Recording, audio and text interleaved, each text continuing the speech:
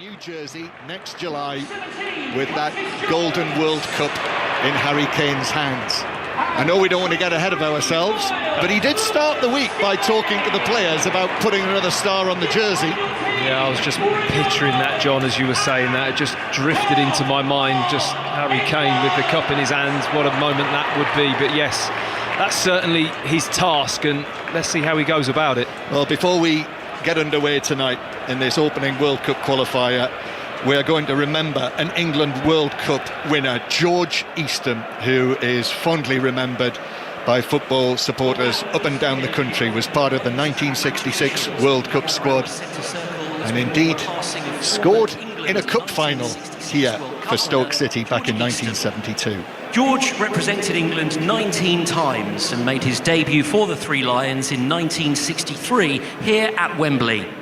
Please join us as we now celebrate George's life with a moment of applause, which will start and end on the referee's whistle.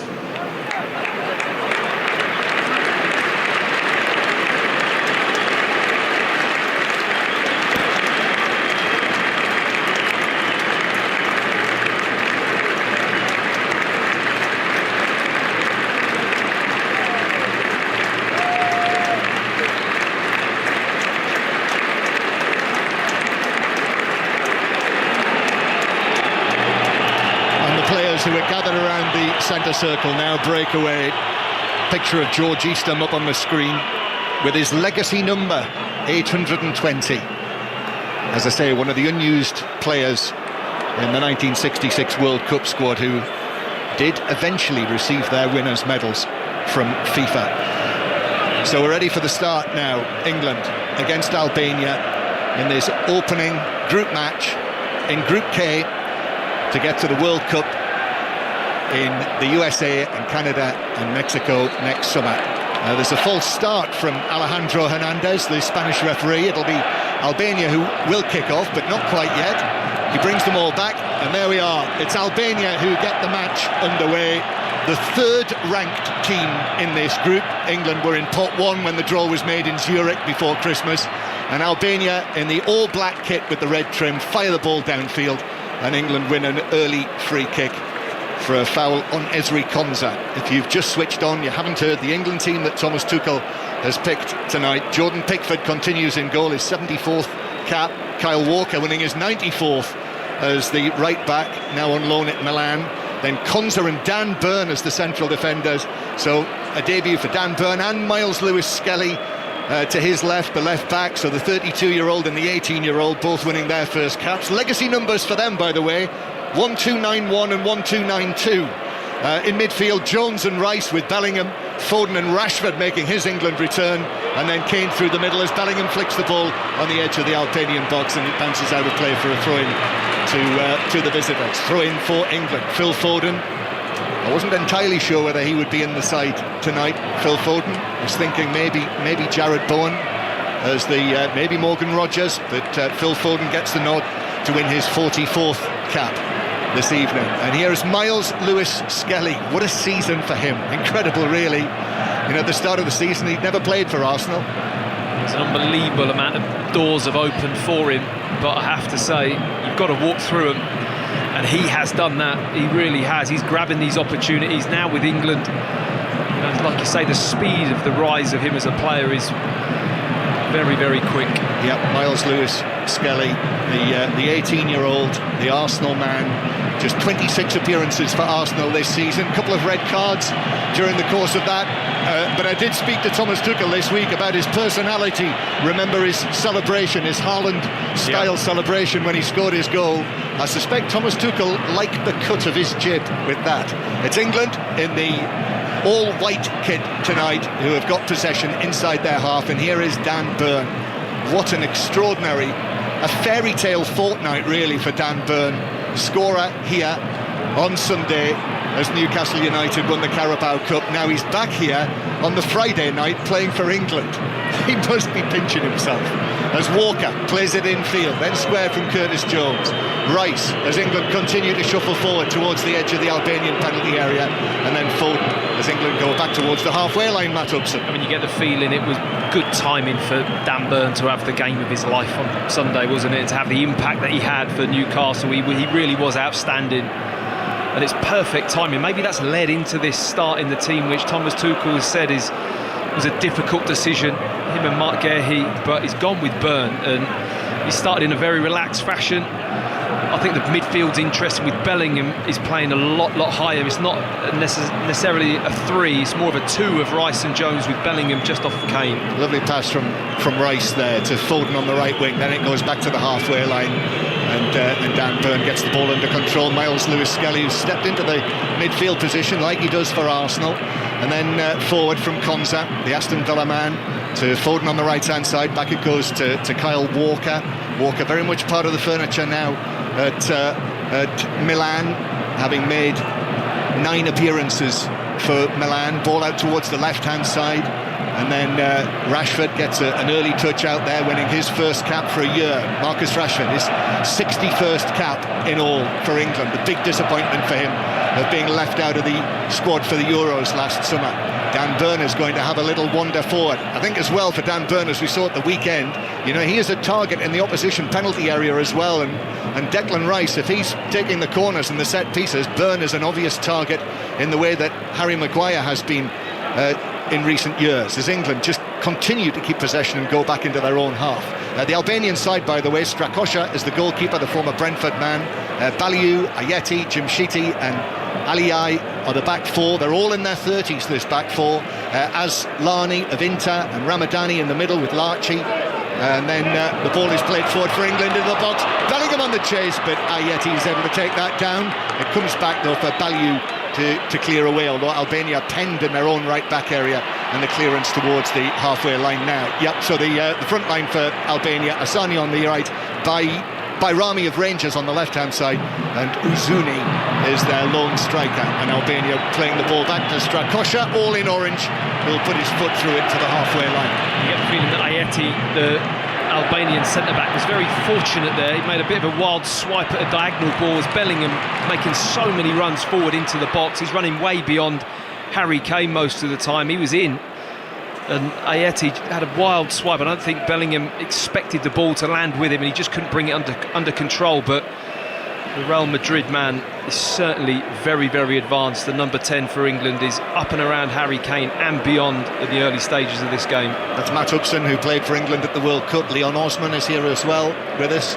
Dan Burn tonight, the oldest England debutant since Leon Osman. We'll hear from Leon very shortly. Just he was a bit upset about that, wasn't he? He did, yeah, he did seem to. Yeah, he didn't like somebody broke his record. He didn't. Here's Rice. Rice now playing the ball out to Rashford, who's got his feet on the white line, still yet to score for Aston Villa, but he's done bright things. I have to say, I wasn't necessarily certain he'd be in the England squad, but he is, and he's here, and he's in the team.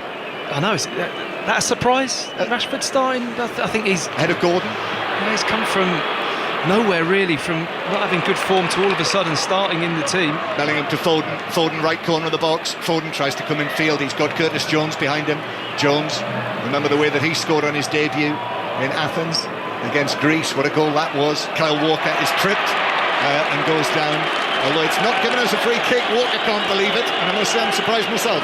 It's a throw-in. It did look like a foul, just looked like Azuni had just caught the foot of Kyle Walker as he'd gone down, but Heinzman wasn't having any of it. He was best placed, the assistant, to give the decision, and he thought it was just a throw-in. Well, Thomas Tuchel in tonight's match programme, the headline is "We want to excite," as the ball is cleared away by Jim Sheety on the edge of the penalty area into the centre circle. Dan Burn chests it down, want the team to express themselves. So far, and admittedly, we're only nearly 7 minutes into Thomas Tuchel's time as the head coach. I don't think this crowd has got off their seats just yet. Yeah, but I said before the game, it's hard. We want to talk about exciting games. When a team will come and disengage, I mean, England are on the halfway line, passing the ball between Burn and Konsa, and it is just no pressure. They've had possession for the whole of the half. Albania happy to sit there, just be difficult to break down. How do you make that particularly high tempo and exciting, John? It's not easy, is it? It's not. And it's the Albanian supporters who are making the noise in their red and black, the flags and the banners with the black double-headed eagle of Albania, as they take this throw-in in their own left-back position but lose possession. Jones now to Declan Rice, who has a look up to his right, forward pass to Bellingham, then forward again to the right to Foden, who uses Bellingham all in white, just as he tends to be for his club team. Back to the halfway line where Konza uses Dan Burn, who overhit a pass just now when Matt was talking, straight out of play. But England back in possession now after that Albanian throw, and that's given away. Groans from the home supporters. Curtis Jones misplaced the pass. Long ball forward. This is for Uzuni to chase, but easily intercepted by Ezri Konza, and England go back to Jordan Pickford. Let's bring in Leon, shall we? Almost 10 minutes played. What do you think so far, Leon Osman?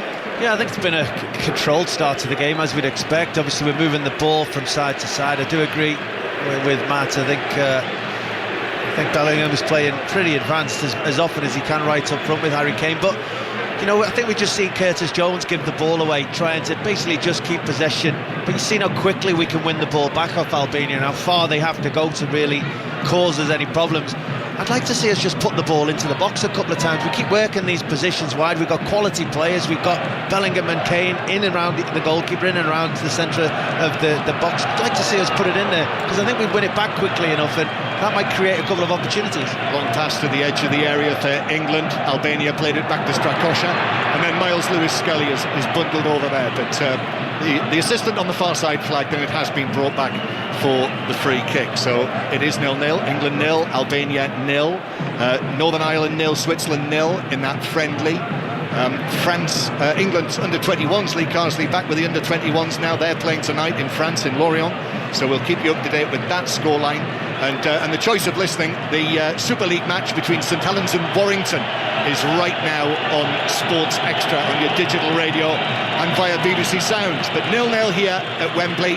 After a pleasant spring day, Silvino just drops down onto his knee and makes some instructions as England continue to have possession. This must be edging up towards 90% possession for England in these opening stages.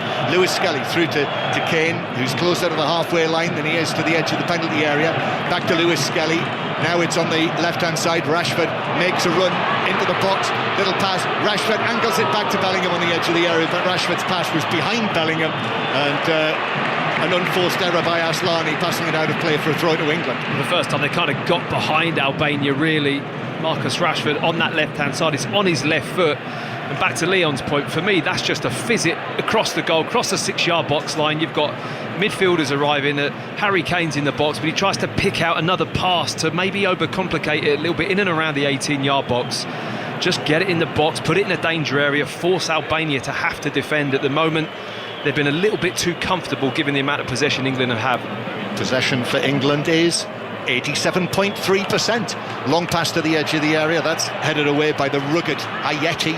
Out to the left-hand side, England back with it though. Rashford square to Rice. Rice under pressure, plays the pass to Walker, who took a heavy touch there, and Albania had won it back for a moment, but Walker quickly back into position and just takes the ball away from Bayrami, the Rangers man, just as he was looking to move forward. So England continue to have possession, to hold possession inside the Albanian half. One of the many things that Thomas Tuchel said this week was that he wanted to see Harry Kane more inside the penalty area and inside the 6-yard box. And that's certainly been something that has provoked discussion over the course of the last year or so. As the Bayern Munich man who played for Thomas Tuchel, remember last season. I remember being there and asking Thomas Tuchel myself last season on a couple of occasions about how Harry Kane was playing for him, and I remember him saying, yes, we took your England captain and we brought him here to Germany. And I have to say, I felt like saying to him, so Thomas, the tables have been turned now, haven't they? As Albania go back towards the edge of their own box, and will have to be sharp here, but they are under pressure from Bellingham. The ball has just passed back to Strakosha, who strikes it long and right-footed towards the halfway line. Dan Burn gets up, 6'7" Dan Burn. Kane gets there first to keep possession for England. Right-footed pass for Rashford into the penalty area. It's forced a little wide, takes it away from Baliu, then back to Bellingham in the box, comes back to Rice, 25 yards out, square from him, just behind Walker, and England continue to have possession. Just there, that break from Rashford. How about that pass from Harry Kane, though? Wow. I mean, he might have lost a little bit of mobility to his game. He's adapting really well, but his vision and passing is as good as ever. It was a lovely right-footed ball, curved behind the back of the Albanian defence. Nice from Foden, drifting in, takes it away from a couple of the Albanian players.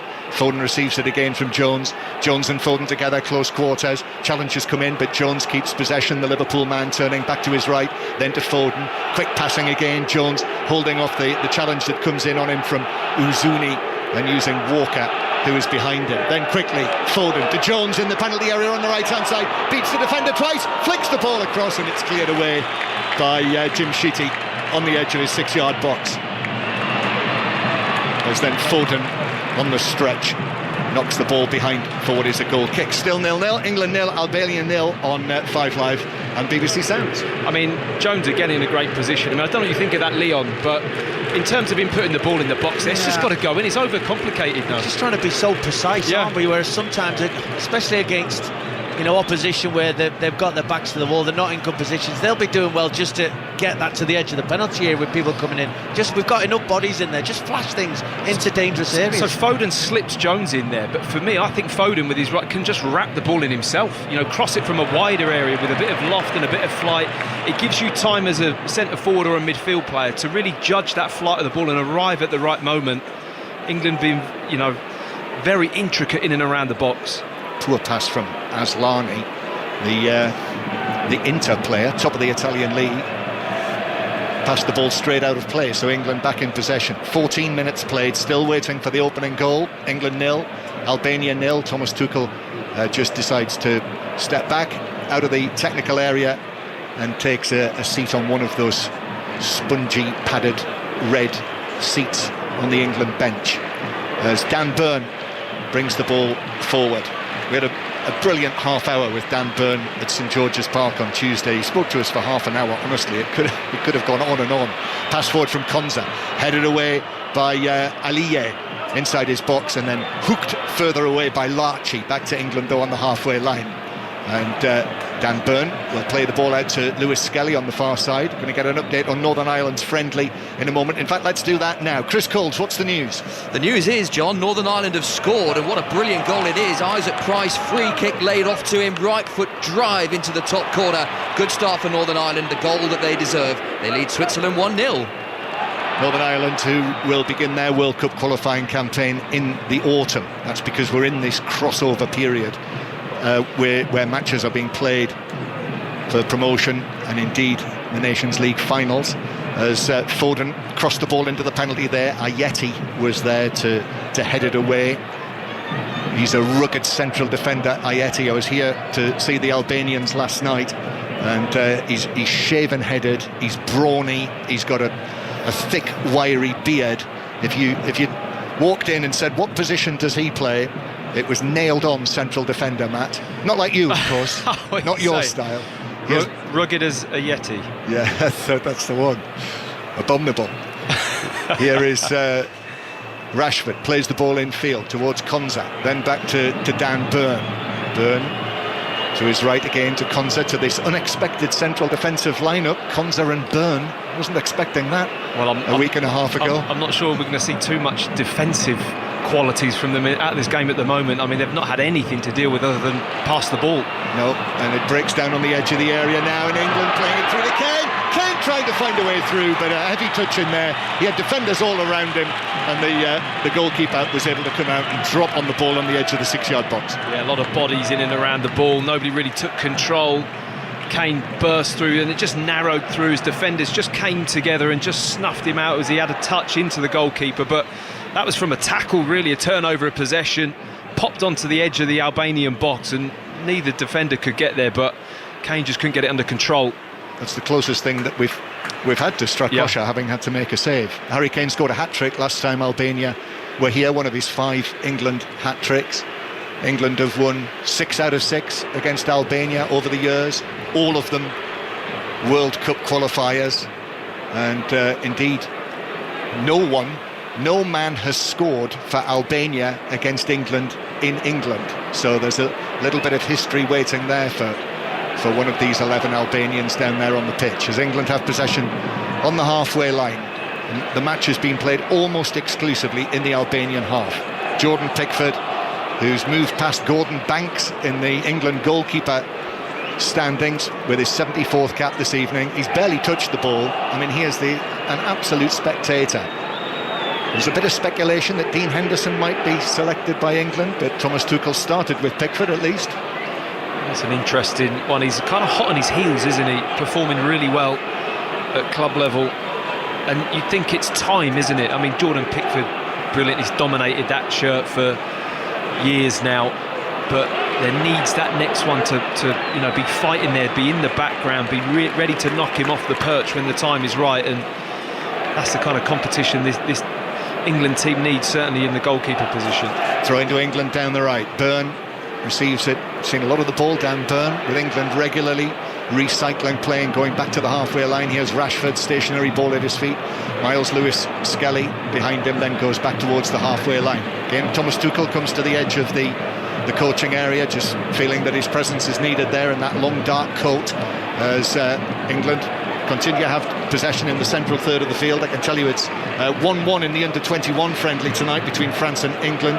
James McAtee has scored again for the under-21, 2 goals in 2 minutes in that match. England still with it. Here's Bellingham, who's just dropped a little deeper. Bellingham winning his 41st cap tonight, turns away from Uzuni, slips the ball through. Oh, Miles Lewis-Skelly's in to score! What a debut from the teenager, the Arsenal youngster, latched onto that pass from Bellingham brilliantly and just steered it under Strakosha. And it's the 18-year-old who scores England's first goal under the German manager, Thomas Tuchel. I'm not sure many were expecting that, probably not even Tuchel himself. What a start. England 1, Albania 0, and the new generation are right in there as Lewis-Skelly turns and shakes his fist into the stands in celebration. What about that? What a start, scoring in the first 20 minutes of his first cap for England. I think Thomas Tuchel struggled to contain hide a smile there. He was so happy with that goal, and Jude Bellingham plays a huge part in Lewis-Skelly scoring. I mean, he just gets to the ball, the weight of the pass. Just to give you the background in terms of where he is in the pitch, is very central. Jude Bellingham, he has the ball, he twists out, does a lovely turn with the outside of the boot, all the way around, comes back on himself, then he's driving towards the box and he just sees a little opening and he threads this pass through, inch perfect in terms of weight. Lewis-Skelly's running from the left-back position, he gets across his defender, and it's a very simple, just pass into the net. Goalkeeper comes short to the near post, but he can't stop it, he passes it just alongside him on the ground. Really cool finish, actually, from the young left-back. I mean, there's nothing that can't happen for this player at the moment, John. He is just on fire. That's how it goes, though, Matt. It is. Sometimes you just have your time, don't you? You do. But, he appears to have the understanding, the bravery, the mentality to be in that position, to be that advanced this early in the game. England debut. I mean, he just looks like such a cool customer on the ball. Let's get a word from Leon Osman as well on England's opening goal. Yeah, well, I was just watching how England was set up just before it, and Marcus Rashford's been way out on the left-hand side in advance, Foden on this right-hand side where he's running with the ball now. I was just thinking that I wasn't sure there was enough sort of rotations and movements, and suddenly when Bellingham, who was special in the build-up to that goal, by the way, got turned, suddenly there was a little bit of movement. Rashford came short, Lewis-Skelly went on the overlap. There was a bit of rotation that confused this very stubborn Albanian defence, and that's what got the goal as much as anything. Those rotations to you've got to move opposition defenders around, you've got to bring them out of the slots, and in that one move it was perfect all round from England. There's England with Rashford, who has fouled the right back value, and it's a free kick to Albania in their right back position. So Miles Lewis-Skelly scoring in the I think the 20th minute, maybe the 19th minute. It was round about that time. Just his second senior goal, and it's come on his England debut here at Wembley Stadium. Yeah, and like Leon said, it's in behind, so all of that plays in front, and he makes a run in behind. He wants to hurt that Albanian back four, and he does it with that very direct run. It's a simple run, but he sees that opening and he goes for it. And I think that's the real credit you have to give him, for having that freedom, that mentality to play in this game and to be as free as that, exactly what Thomas Tuchel was talking about before the game. He displayed that there, Lewis Skelly. Ian Dennis is going to take over the commentary in a moment, but I can tell you it's Romania 0, Bosnia and Herzegovina 1 in one of the other World Cup qualifiers tonight. In the under-21 match, now France 2-1 ahead against England. In the Rugby Union, the Premiership, Newcastle 0, Sale 10, Northampton 0, Leicester 17, the latest scores, as Albania play a ball downfield that Dan Burn will see back to Pickford, and also Cardiff 7, Lions 7, Glasgow 7, Munster 12 in the United Rugby Championship. And as I say, the Rugby League continues on Sports Extra. Ian. Thank you, John. So England are leading by a goal to nil. They're playing from left to right as we look. They're on all white. Albania predominantly in all black with a little bit of a red trim. And Thomas Tuchel, the first England manager to give two players their first ever starts for England since Kevin Keegan against Poland in 1999, when it was Andy Cole and Tim Sherwood. Tonight it's Dan Burn and Lewis Skelly, and well, they've both had incredible stories to tell this season. Dan Burn, of course, his has been more recently, but for Lewis Skelly, this dynamic player who's burst onto the scene for Arsenal, the 71st different Arsenal player to play for England, to score in his debut, and since 2000 16 players have actually scored on their debut. Harwood Bellis, the previous one, and Lewis Skelly is the 192nd England player to score on his debut. What a moment that was for him, and also for Thomas Tuchel, who celebrated wildly as England keep possession. Here is Jones then, now with Konsa able to turn. Dan Burn left of the centre circle. Lewis Skelly goes central, creates the width for Rashford on that left-hand side. Rashford now comes in field, and here is Declan Rice just forward of the centre circle and passes the ball out towards Kyle Walker, who gets it out from underneath his feet and then touches it to his former Manchester City teammate Phil Foden. Bellingham able to turn 360 degrees. Albania are being forced back. They've never ever scored here at Wembley. Their two previous visits they've lost on both occasions by 5 goals to nil. In fact, the last meeting in November 21, they conceded all 5 in the first half. They'll be keen to avoid a similar repeat here tonight, but it is all England, Matt. Yes, total domination. I mean, I kind of want Albania just to have the ball, if I'm honest, and then get up the pitch, have an attack at England, see how we defend. You might, pick something up about how we're going about that. There might be an opportunity now. Bellew comes forward, the right back on that far side. He's helped out by Asani, who's quickly tackled and dispossessed by the England captain Harry Kane. And Harry Kane runs forward. Good footwork in the centre circle. And then he's got the harrying from Ramadani, a former Aberdeen midfielder, behind him. Then here is Harry Kane, who's very, very deep. And then he pings the ball forward towards Rashford. I tell you what, Leon, you were purring there in the background. It doesn't matter where he is on the pitch, Harry Kane. If he picks the ball up, people should start running. People should start making movements. And Marcus Rashford saw that there. And, Marcus Rashford showed moments ago when England gave the ball away that this is the new Marcus Rashford. His desire to win that ball back. He sprinted 50 yards to help his team. And they did. Harry Kane wins the ball back, but then once Kane gets the ball, man, even in his own half, Rashford then is on his bike, and what a precise pass that was. It very unfortunate not to be able to bring that one down. Can you name another centre forward that passes the ball as well as Harry Kane ever? No, I'm not sure there is. His creative passing is off the charts. It really is. For the way he drops deep. I mean, look how he did it at Spurs with Son. Look at the benefit he got from his passing.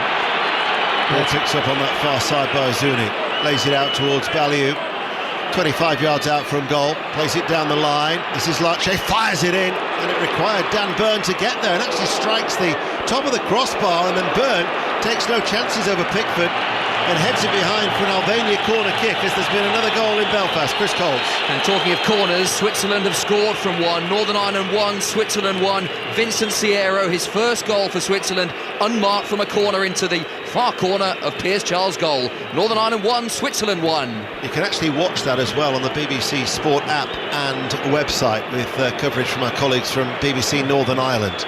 So Albania, who are trailing by a goal to nil, 27 minutes played on BBC Radio 5 Live and the BBC Sounds app.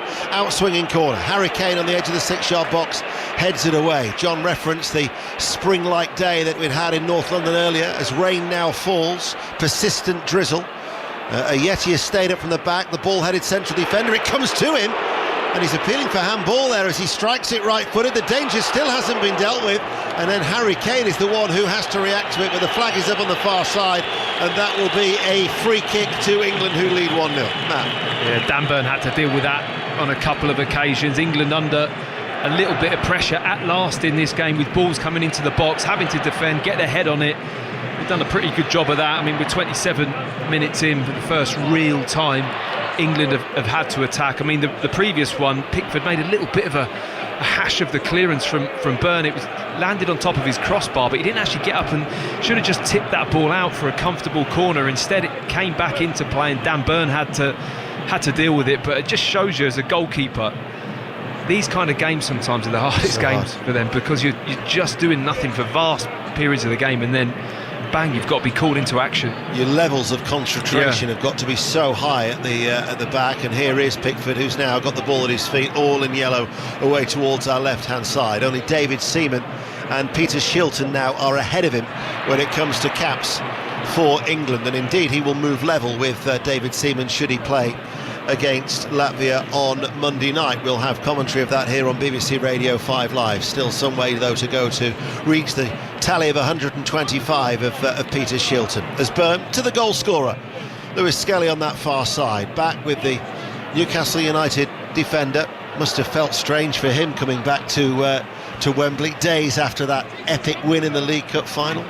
Yeah, but I'm sure he's enjoying it. You know, there's nothing better than making your England debut, and to do so after the week he's had must be special. And he's done really well, actually, to start with. Those two moments there, he took responsibility for the bit of defending that needed to be done when the ball came in the box. He took no chances. He didn't wait for other more experienced players around him to go and deal with the situation. On both occasions, straight out, it's my responsibility, got the job done. Yeah, he says he hasn't celebrated yet. That's going to come a week tomorrow when they parade the League Cup around the city of Newcastle. Like a coiled spring then, won't he? Well, he said it still hasn't sunk in when we were speaking to him the other day. He said he still feels a little numb about it. I think the celebrations are still going on in Newcastle. I wouldn't be surprised, as Jim Shitty clears the ball away, chested forward by a leaping Walker. And the ball is lifted out of play, and it will be an England throw in between the two managers. Silvino, his assistant manager Pablo Zabaleta watching on, and there is Thomas Tuchel. Looks like he's borrowed his coat from John Murray. John Murray's got one of those, Max. He did a kind of, when he was describing it earlier, you could tell he was kind of half thinking, is that mine? Yeah. Imagine Thomas nicked my coat. Yeah, every chance. Here is Burn, one of the few people that John Murray has to look up to at 6'7". Here he is, passing the ball out to Lewis Skelly on the far side. Bellingham makes the run ahead of him. England lead by a goal to nil. 14 minutes to go to half-time. Ayeti steps forward out of defence. This now is an opportunity for Lecce to get on the ball. Ayeti has still stayed forward on that side, but his cross is charged down by Rice, and it will go out for an Albania throw. Just starting to get a little bit forward, just starting to show a modicum more of an adventure. Yeah, they've just kind of sat back so far, I mean, and allowed England possession of the ball. And England have been very tidy in keeping possession. They haven't made huge risks with it. Okay, they've played a few progressive passes, but on the whole, it's about keeping possession, trying to move Albania about, and finally Albania are coming out. And these are the situations you want to see England in. And also you want to see us on that transition, how quickly we can get forward, which, according to Thomas Tuchel, that speed of attack is going to be hugely important and something different for England. Joe Hart, incidentally, is also still ahead of Jordan Pickford. I wouldn't want to upset our new or relatively recent acquisition to BBC Sport, Joe Hart, as offside on that far side. England will have a free kick. 13 and a half minutes to go to half-time. BBC Radio 5 Live. Here is Bellingham running forward, barged off the ball. No foul, says the Spanish referee. Oh no, he does give England the free kick on that left-hand side over the halfway line. We were talking about, a yellow card has been shown there. That's, I think, to Jim Shitty for talking out of for dissent there. He's still protesting as well, the Atalanta defender. The first yellow card of the evening. It was Aslani with the foul, wasn't it, originally?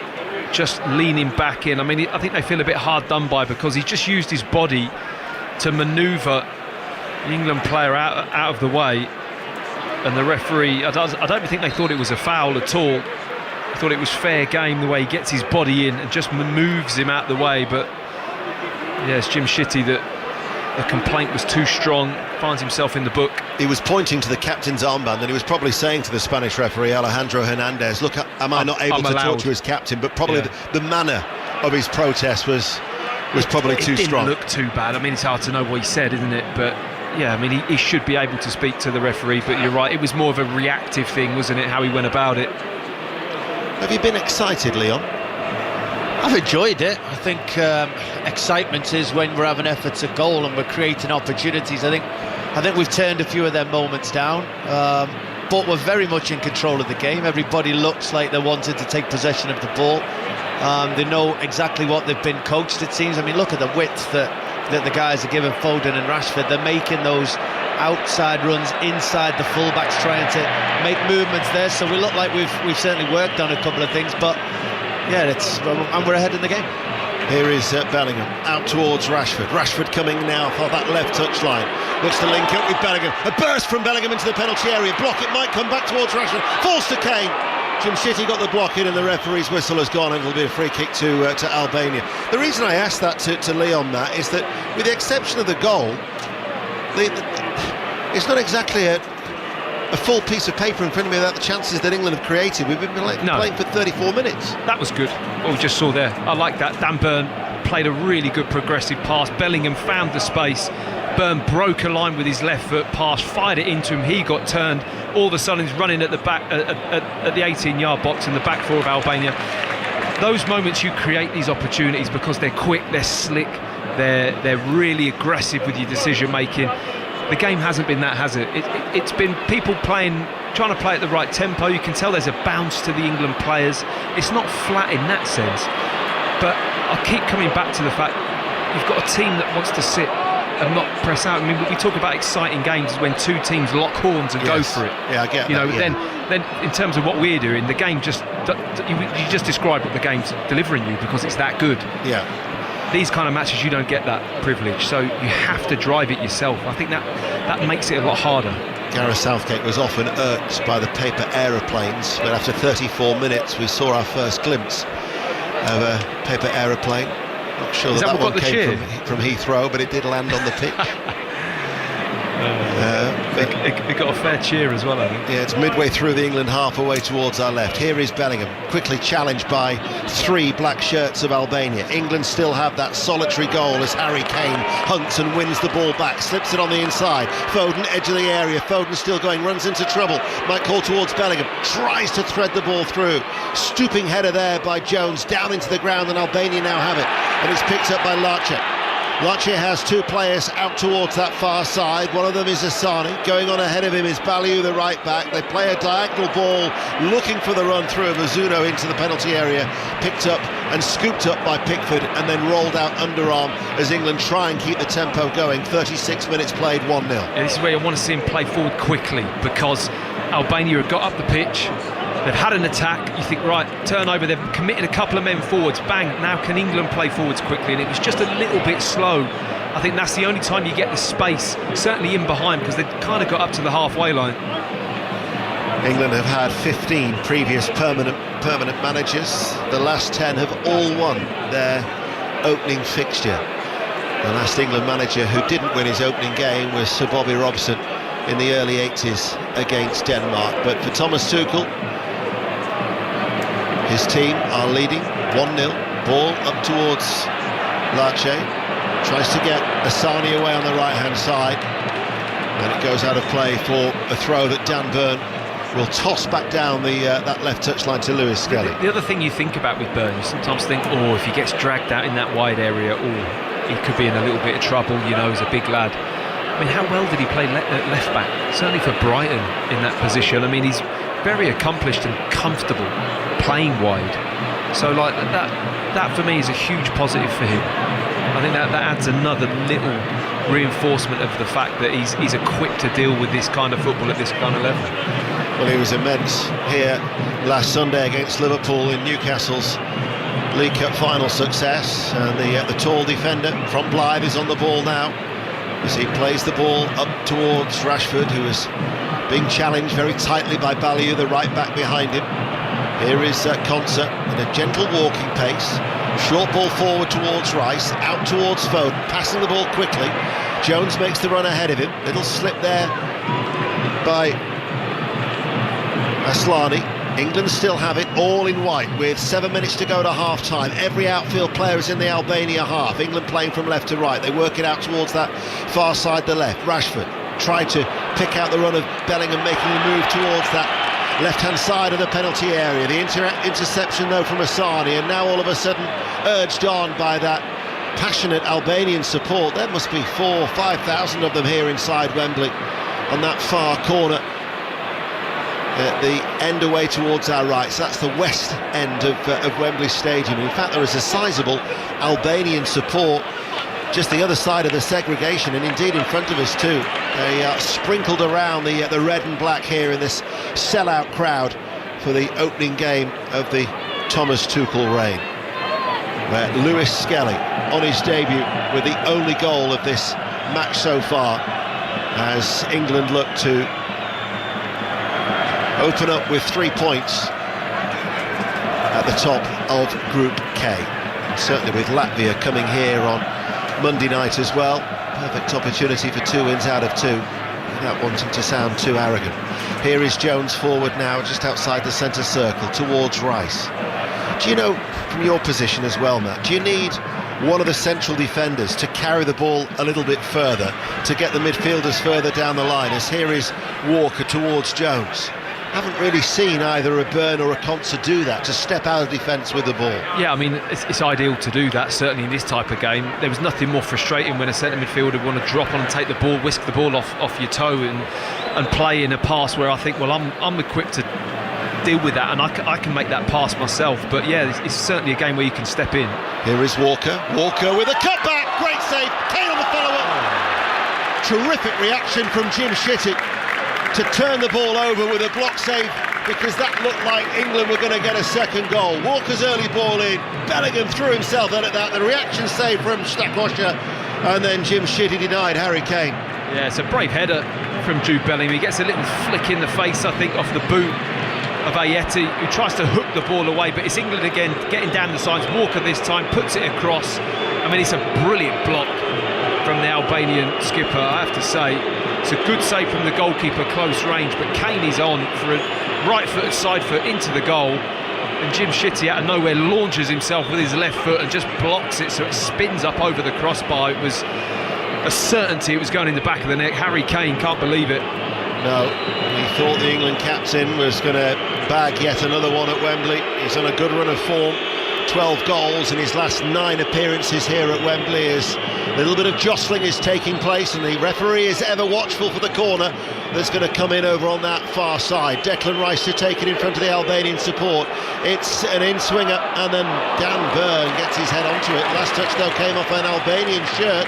They're not happy with that. It's going to be a successive corner. England 1-0. And that's another thing Dan Byrne brings, is that height and presence. I mean, certainly in major tournaments, your set plays are huge at any time, but he's a real threat, and he causes a problem because Albania have to look at their setup. I mean, they've gone with a zonal system similar to Liverpool at the weekend in terms of 3 or 4 good headers of the ball along the 6-yard box line, but Byrne will pull out in and around closer to the penalty spot and just beyond, so he can be free if the ball's right. Corner on the right-hand side, Declan Rice to take it. It's an outswinger, Byrne is there! Great save by Strakosha, and then headed away by Ayeti.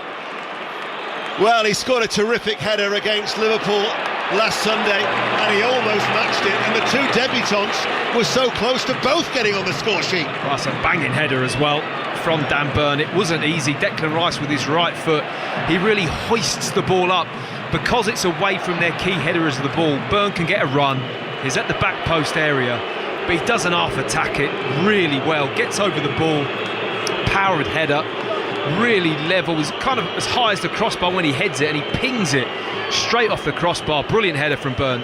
Konsa, Kane, Bellingham and Byrne all await for this corner kick to come in. Byrne again was the target, and Albania are glad to get the ball away, and maybe there could be a counter-attack on here, because this is Aslani lifts it into the path of Barami, but Kyle Walker with his pace comes back to clear it away.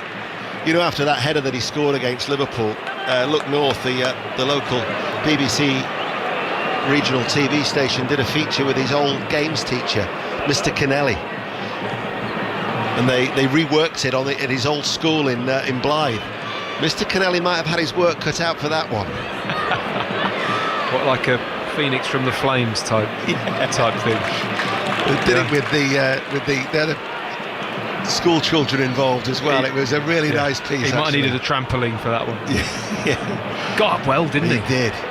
And it's the contact that he gets as well. Once he's there, he's got that technical ability, not just to head it, but he really does get his arms, shoulders. Technically, it's a really good, well executed header. Gets plenty of power, just like in the cup final Sunday. The power he got on that header to take it in was extra special. 2 minutes to go to the break, and England could be leading by 2 or 3 with the chances that they've just created in that short spell. But as it is, it's still the 1-0 with that Lewis Skelly goal after 19 minutes. You're disappointed in Albania? I feel a little bit disappointed in the way for me, they've really sat deep and not been progressive at all. They've just wanted to be difficult to break down, but they've not had a lot of joy. Coming inside now is Asani, and he shoots, and it was left-footed, and it will be a goal kick. John Murray says that I like to schmooze. When I was schmoozing down in the tunnel area, I was speaking to one of their coaches and said all the best today, and he said, well, we'll need it. We need a little look. We're playing against a top quality side.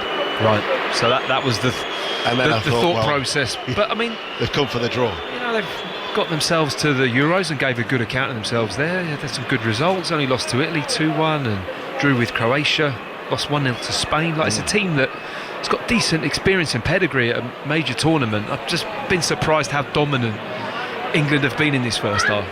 Yesterday was World Happiness Day. Finland was voted the most happiest place in the world, although Tyneside, given recent days, I'm sure would come a close second. But Malta 0, Finland 1, so the Finnish supporting Group G will be happy with that, as we will find out how much added on time there will be here on BBC Radio 5 Live, as England with Byrne reaches Kane. Kane leaves it for Konsa, walks his way into the centre circle. Jones takes over. When you had that flurry of activity, they were passing the ball a little quicker. It's gone back to a slower tempo, hasn't it, Leon? Yeah, it has, but you know, we're just building towards half-time. I think the players know now. They've just dropped that tempo a little bit in knowing that it's coming. Well, there indeed is the half-time whistle. There was no stoppage time. England lead Albania by 1-0, and Lewis Skelly latching on to Bellingham's through ball, left-footed for a first-time finish after 19 minutes. England 1, Albania 0. Mark. What's the biggest positive out of that then, Leon? That we're winning, I think. You know, as Matt described, you know, Albania are going to come here and sit deep and be stubborn and make it difficult. We've controlled the game from start to finish. We've had some good phases of play. We created 1 or 2 chances. We've hit the bar there with Dan Byrne at the end, but ultimately we've found a way to get ahead. And you know, it's brilliant that the young debutant has scored on his debut. So yeah, wonderful first half for him. Would you be annoyed if you were playing on England's right? It feels like maybe frustrated. Bar the Kyle Walker cross. It feels, I haven't got the graphic in front of me, but it feels like the majority of stuff has come down England's left. Yeah, I mean, maybe frustrated, but I sometimes think Phil Foden I want him to do a little bit more. I think the ball's come out to him, and he's not like a Marcus Rashford on the other side, or even what Bukayo Saka might be, where their first instinct is to get the ball and see if they can go on the outside to drag the ball, you know, towards the corner flag and get us a few yards and kid onto the defender that you're actually going to run forward a couple of yards, and then you might be able to come back and go inside. Phil Foden tends to drift in a little bit when the ball comes to him. His first touch has been kind of backwards, and then he's not trying to beat the left back on the outside once so far, so he goes back inside, and before you know it, the ball hasn't had a chance of staying on this side of the field. So yes, it has been majority down the other side, and he will be getting frustrated, but he has an opportunity to keep it on his side a little bit more if he did those kind of movements. Do you feel like this game, both of you, is sort of encapsulates quite a lot of modern football at the moment, in that one team sits back and defends deep in the low block, and the other team goes side to side and controls it, and there may then be the odd burst of inspiration. I think there's an element of that. I mean, I will say Albania haven't really wanted to come out at all. No, exactly. So, you know, it makes... I think it makes life harder to look at England and really start to get excited about how they're playing, what they're doing, because you are having to build up so slowly all the time and it's so deep. But that in many ways makes these key points, like what Leon said there, about how you stretch the opposition in these situations, because England are going to have to face a lot of these type of fixtures, a lot of these type of games where you've got to be able to create the space in order to score, and it's those crucial little moments and players in the right position to offer the right kind of threat or what their skill set is. I think that's Thomas Tuchel's biggest challenge is figuring out who those players are. The thing is, Chappers, you know, years ago teams would never dream of defending that deep, because, you know, a full-back will get out of his feet, and if you defended that deep, they'll pop it on a big centre forward and it's one knockdown and you're getting shots from penalty spot, edge of the penalty area. But teams know now that there's just going to be so many passes in front of them. If we don't give any space behind and we just drop deep and we stay on the edge of our penalty area, they're not just going to lump it in and you know, make us defend, and, you know, one drop down fallen for England, then, you know, it could be a goal. Albania will take their chances that they're not going to do that. They'll offer the, you know, we'll let you pass it ahead of us for the whole half. We only need one opportunity. If Albania, if the game stays 1-0 until the 85th minute and Albania get a corner, they'll think they've done pretty well here to go into the first 5 minutes having an opportunity. But that's when they've got to cross it with quality, England. Yes, they've got to put the ball in the box and ask the question. So they're ready for that, and then you will have the space to play. And that, but you have to offer that threat. That's not just a criticism of England. That's, as you said, Chavez, that's modern day football, that people don't want to give the ball away. They don't want to see it as, you know, coming off the field with a 50% pass completion rate because I put 3 or 4 balls in the box that were unsuccessful. You know, nowadays players are judged on everything. We'll see the stats for everybody after the game, and so players will want to keep the ball and they'll want to be really precise. Crosses, I mean, Marcus Rashford had a chance of flashing it across the 6-yard box early in the game.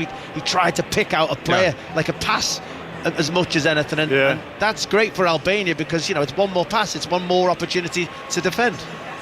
Matt, Leon, thank you very much. The other game in England's group is Andorra 0, Latvia 0 at the break. Elsewhere in the World Cup qualifiers, Cyprus earlier beat San Marino 2-0, Malta 0, Finland 1, Poland 0, Lithuania 0, Romania 0, Bosnia and Herzegovina 1.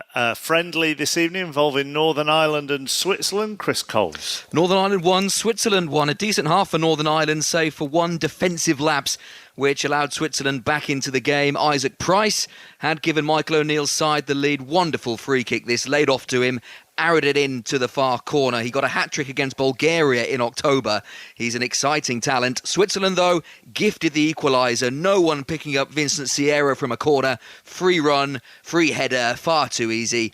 But best to make these sort of mistakes now rather than the autumn when the real stuff starts. Plenty to like aside. Northern Ireland 1, Switzerland 1. England's under-21s are in action this evening. Lee Carsley back in charge. James McAtee put them ahead inside 2 minutes in that game out in France. Within 7 minutes, the French under-21s were 2-1 up. They then went 3-1 up, but Harvey Elliott in the last couple of minutes or so has pulled one back. So there's still about 8 minutes to go until half-time there. France under-21s 3, England under-21s 2. One game in the Scottish Championship, and that's goalless at the break between Partick Thistle and Wraith Rovers. Couple of games in Super League this evening. St Helens Warrington is on Sports Extra, and Warrington lead by 8 points to 2. Wakefield lead Hull by 8 points to 6 in the other game in Super League this evening. 2 half-time scores from the Gallagher Premiership. Northampton 0, Leicester 23, Newcastle 10, Sale 27. Just coming up to 20 to 9, let's get the latest BBC News. the voice of the UK. This is BBC Radio 5 Live. With the BBC News, I'm Al Tansley. Planes have begun landing at Heathrow after more than 1,000 flights were disrupted by a power failure. The whole airport closed this morning after its electricity was cut off by a fire at a substation in West London, which the fire brigade says is not thought to be suspicious. Anita Mendirata is an aviation expert. She told 5 Live the closure was unprecedented.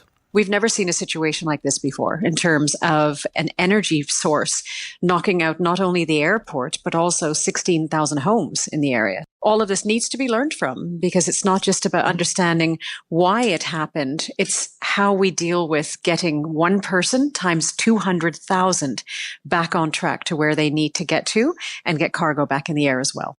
Heathrow says it's hoping to run a full service tomorrow, but passengers are still being advised not to travel there unless their airline says so. Northamptonshire Police says 4 officers are being investigated over alleged failings in their handling of a domestic abuse report by Harshita Brella before she was found dead in the boot of a car in East London. Her husband, Pankaj Lamba, who's on the run, has been charged with her murder. And Downing Street says nothing is off the table when it comes to deploying troops to enforce a possible ceasefire deal in Ukraine. The Prime Minister has told European leaders that President Putin has been trying to delay a ceasefire agreement.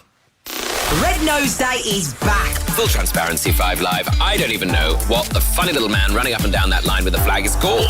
But I do care about Red Nose Day, which is happening right now. So whatever it is that you sporty types get up to at halftime, perhaps you could help us out with comic relief. To find out more about the difference your money is making and make a donation to Comic Relief, head to bbc.co.uk/Red Nose Day. This is 5 Live Sports With Mark Chapman. Listen on BBC Sounds. England lead Albania by a goal to 0 at Wembley in their first World Cup qualifier of this campaign. Thomas Tuchel's first game in charge as well. Second half on the way.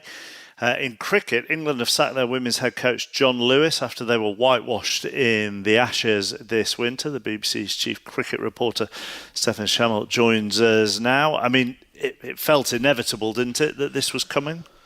Oh, Mark, you'll have seen enough Ashes shellackings usually on the England men on the receiving end to know that they usually mean a review, and when there's a review, someone tends to get sacked. And don't forget there was that World Cup debacle as well for the England women before the Ashes when they went out in the group stage, so John Lewis had to go, really. He was told last week, but the news was only confirmed today. I mean, the surprise at the moment is it's only him, isn't it? At the moment, yeah. Well, you said to me, I've seen enough male Ashes shellackings to know what happens, and it's normally not just the coach that falls on their sword at some point. Yeah, the problem that England have got though with Heather Knight as the captain is that she did sound broken at the end of the Ashes, but they haven't done a great job in their succession planning, and it's not obvious who would replace her.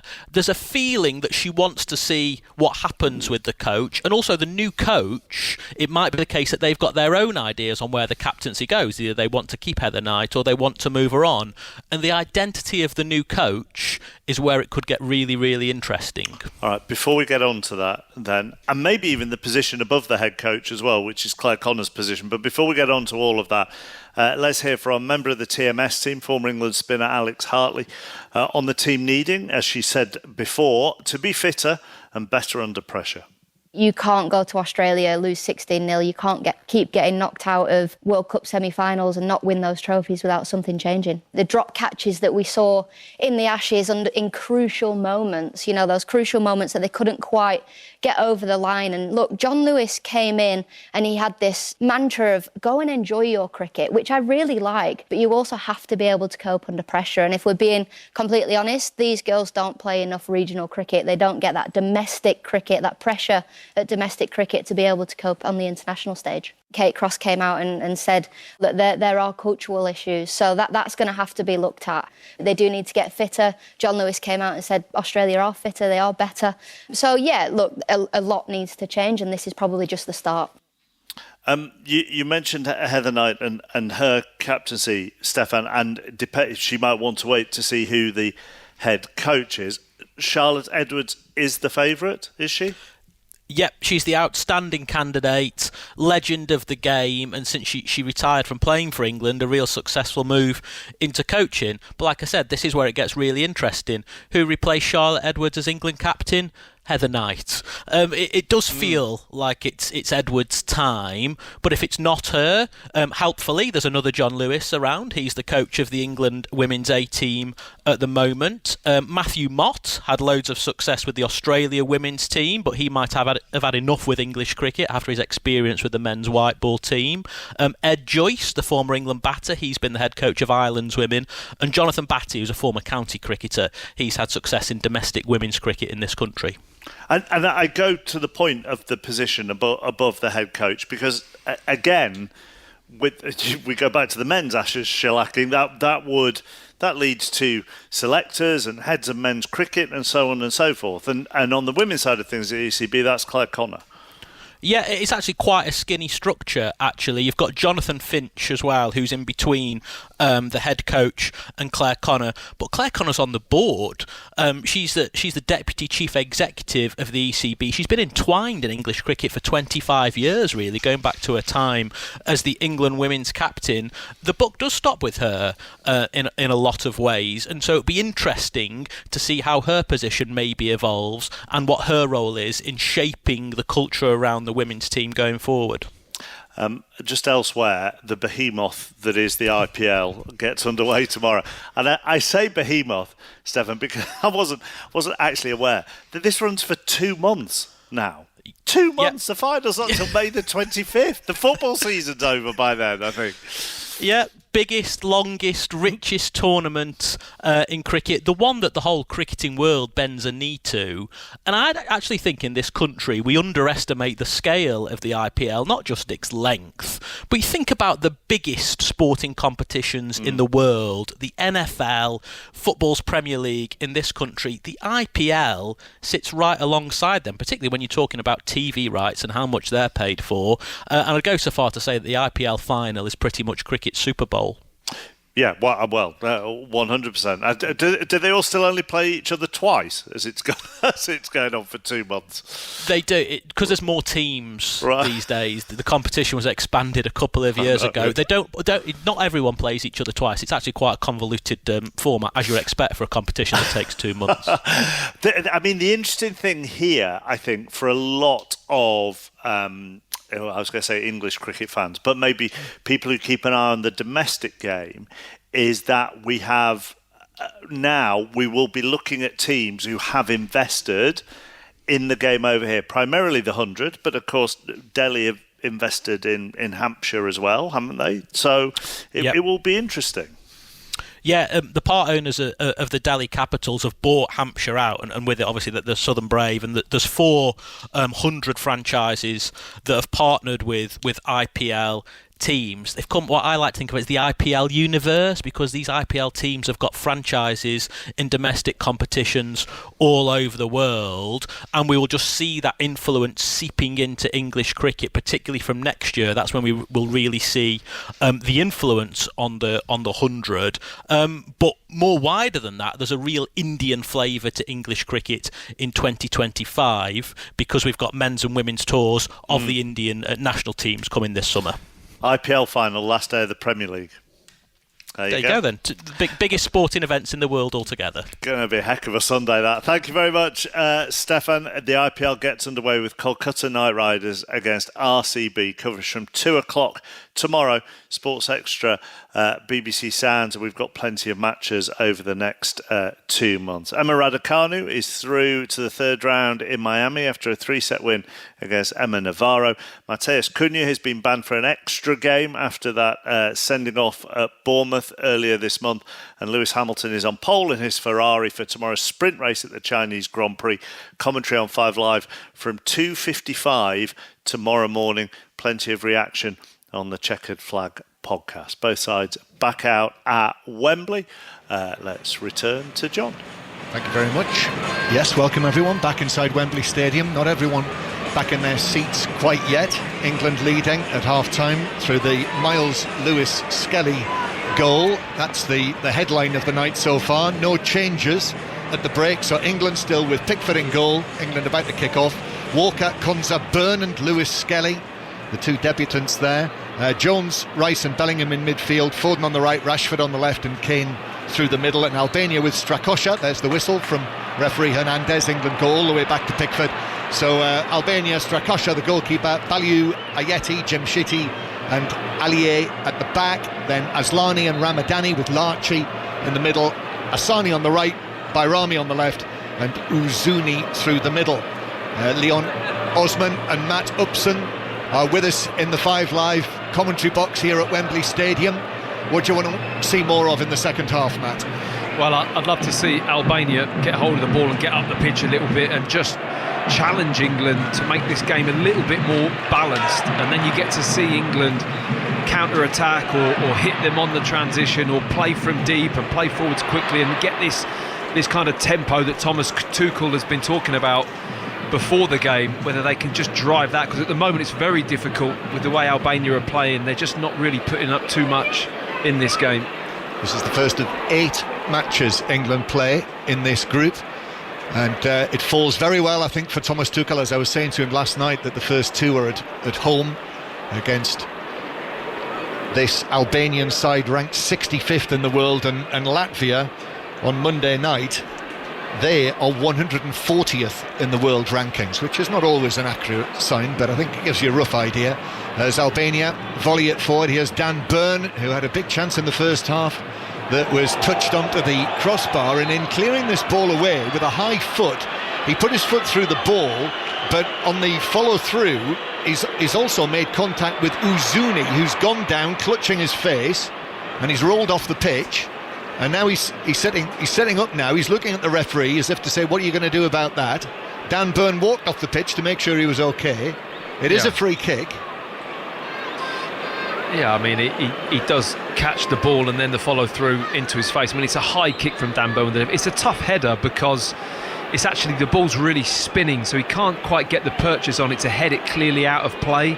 So then as it bounces, you know, Azuni really kind of ducks a little bit to head the ball, but Dan Byrne's foot is very high. I mean, he's a big fella. He can get that foot quite high, and he just catches him in the side of the face with the follow-through when he tries to hook the ball away with his left foot right on the touchline. There's a big banner, a couple of big banners been unfurled in the sizable Albanian section. I'm not sure what the message is there. Uzuni, I'm not sure whether he might have just drawn blood. It's a free kick though. Free kick. Aslani plays it into the back post, and Byrne was in position to head it away back out to the left-hand side, where Bayrami of Rangers has got it. He's into the penalty area, taking on Rice. Little cross deflected, and then Byrne heads it away on the edge of the 6-yard box, comes back into the penalty area. Albania trying to make a match of it here, and then on the edge of the box, Rashford is able to take it down for England and play it forward to Foden, who's on the chase, and he comes through the challenge that came in on him from Aliye and comes out with the ball. Now white England shirts pouring forward. Foden plays it square, but on the stretch, Harry Kane couldn't make contact with that, and Albania have got it back, although there's a slip there by the defender, and Walker now gives it to Foden, and England come forward again. Foden has 2 men on him, turns the Manchester City man, plays it back. There's still an Albanian down, and I think Curtis Jones very kindly, well, he doesn't actually put the ball out of play because referee Hernandez stopped play, because I think he thinks that the Albanian player took a bang on the head. Yeah, I'm not sure if it was a bang on the head. I mean, it looked like it just, I think it was Kyle Walker who robbed him of the ball, might have just trod on him accidentally while he was laying on the floor. I'm not too sure, but all I know is that Kyle Walker's pace looks to be back in town, the way he steamed up the right flank when Foden had the ball, and Walker made a massive overlapping run all the way along the far side, drew the defenders out of the way, but Foden couldn't quite get a delivery or a cross into the box with his left foot and had to turn out again. We've seen that a lot in this game, especially on England's right-hand side. That delivery's not coming into the box quickly. Yeah, I'm not sure how much of a knock Aslani took there, but he's back up, he's okay, didn't need treatment. And Uzuni's back on the field as well. Lee Carsley's side in that friendly, that under-21 friendly, half-time, France 3, England 2. Harvey Elliott scoring the second goal for England, as we heard Mark say at half-time. James McAtee with the first of those goals, and Miles Lewis-Skelly, the unlikely goal-scoring star for the senior team here tonight. He's bypassed the under-21s, and here he is now, as he is with Arsenal, with his socks 3/4 of the way down. The 18-year-old just taps it back to Rice. Now Bellingham's appeared on the left-hand side. Jude Bellingham, who set up the Lewis-Skelly goal. It was a lovely pass, wasn't it, for Miles Lewis-Skelly? Oh, it was an unbelievable piece of play for Bellingham, who, you know, has those moments, but he's had real energy trying to drift into position. Jude Bellingham, he's always got a kind of strut about his stride, the way he moves around the pitch. He's very bouncy on his toes, and when he kind of lunges into position to want to receive the ball, it's very animated, isn't he, and dynamic the way he plays. But he got hold of that ball, and the weight of the pass through to Lewis-Skelly was just absolute perfection. Referee Alejandro Hernandez could have played an advantage there. He whistled very quickly for a foul on Lewis-Skelly. I think Bellingham might have been away with the ball, but he's brought it back anyway. I presume Senor Hernandez probably regularly referees Jude Bellingham. It's a free kick for England, 15 yards inside the Albanian half, with England leading by 1-0. World Cup qualifier on this Friday night, 5 Live from the BBC. Foden plays it in left-footed, and it's headed, I think it was an England head, but glanced it right across the box. Burns herring after it as much as you can hare when you're 6'7", and they play the ball around him, and Albania on the counter-attack. That is their strength. That is what Thomas Tuchel was concerned about, the way that this Albanian side, this Silvino Albanian side, can break. That's what they're doing now, but Konsa was in position, and then Rice in with a challenge to win it from Asani. And England with Bellingham still inside his own half. The tall Real Madrid man looks to pass the ball down the line. Rashford has gone to ground. He was claimed that he was blocked by Baliu, the right back. So does Thomas Tuchel, who's now put a blue baseball cap on his head. And the referee not interested. That's not yours as well, John, is it? No, I'm not really a baseball cap man. Just the coat. It's better, the game. It feels like Albania are actually now trying to get out, apply a little bit of pressure, get forward. England being tested, the ball in the middle of the park, you know, a few tackles, drop loose balls. Just then Bellingham trying to slide Marcus Rashford, who did make the run, in fairness to him, up the left flank, but England's wide players getting stretched and getting in behind and using their pace. That for me is the key here. Asllani did well to keep possession against the surging Jones there. That's Inter against Liverpool in the midfield in this match, and then the ball is passed straight out of play by Jim Shitty for a throw to England on the halfway line. The Rugby League continues on Sports Extra on your digital radio via BBC Sounds. St Helens 2, Warrington 8, and also tonight Wakefield Trinity 8, Hull FC 6 are the latest scores. England come forward again. Burn as England play from right to left in this second half as we look at it, so attacking towards the popular end. Underneath the arch here on what is now a damp night in northwest London. The ball with Jones on the right hand side, ball in towards the edge of the box to Bellingham, then it comes back to Rice again. Rice puts his foot on the ball, looks to Foden over there on the right hand side.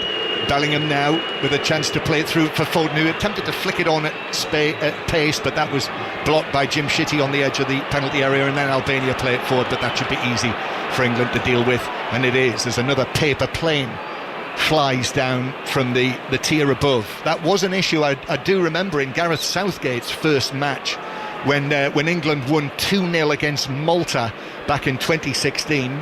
The paper planes that were thrown down at Wembley, and the same thing is happening in Thomas Tuchel's first match as the England head coach. Let's get further news on Northern Ireland, Switzerland, which has been monitored by Chris Coles. 11 minutes into the second half, still 1-1, but a couple of decent Northern Ireland chances. Isaac Price from a free kick came at him at an awkward angle, couldn't quite sort his feet out to get any kind of shot goalwards, and Ethan Galbraith, a decent volley, flashed across the goal and a couple of yards wide. Northern Ireland 1, Switzerland 1. In the Rugby Union tonight, Newcastle 10, Sale 27, Northampton 0, Leicester 26 are the latest scores. And also in the United Rugby Championship, Cardiff 13, Lions 17 and Glasgow 14, Munster 18. The Lions in the Rugby Union, the 3 Lions tonight as England come forward, but there's a flag up on the far side, and it's Kyle Walker picks up the ball and moans about it, but it's an Albanian free kick. I must say, mentioned Gareth Southgate's first match in charge. I think if you'd walked into Wembley for any match under Gareth Southgate compared to the first one under Thomas Tuchel, I'm not sure you would notice a great deal of difference, would you? Well, probably not.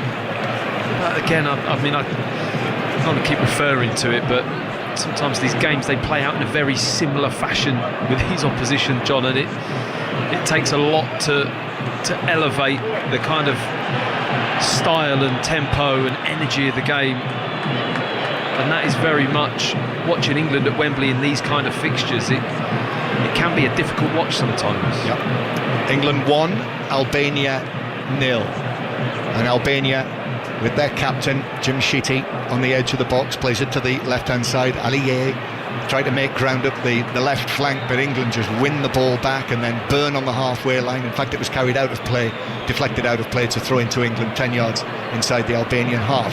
Let's bring in Leon Osman, shall we? 10 minutes played in the second half. What's catching your eye, Leon?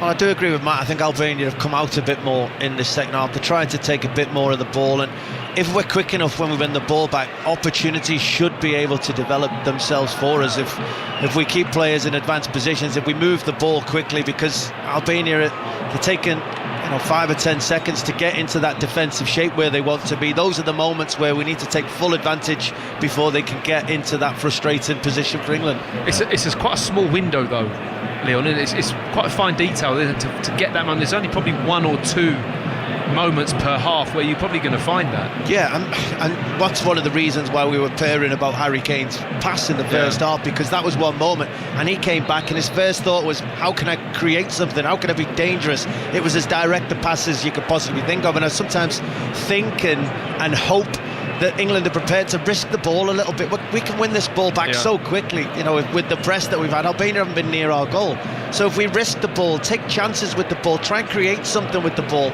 and if you give it away, we'll go win it back.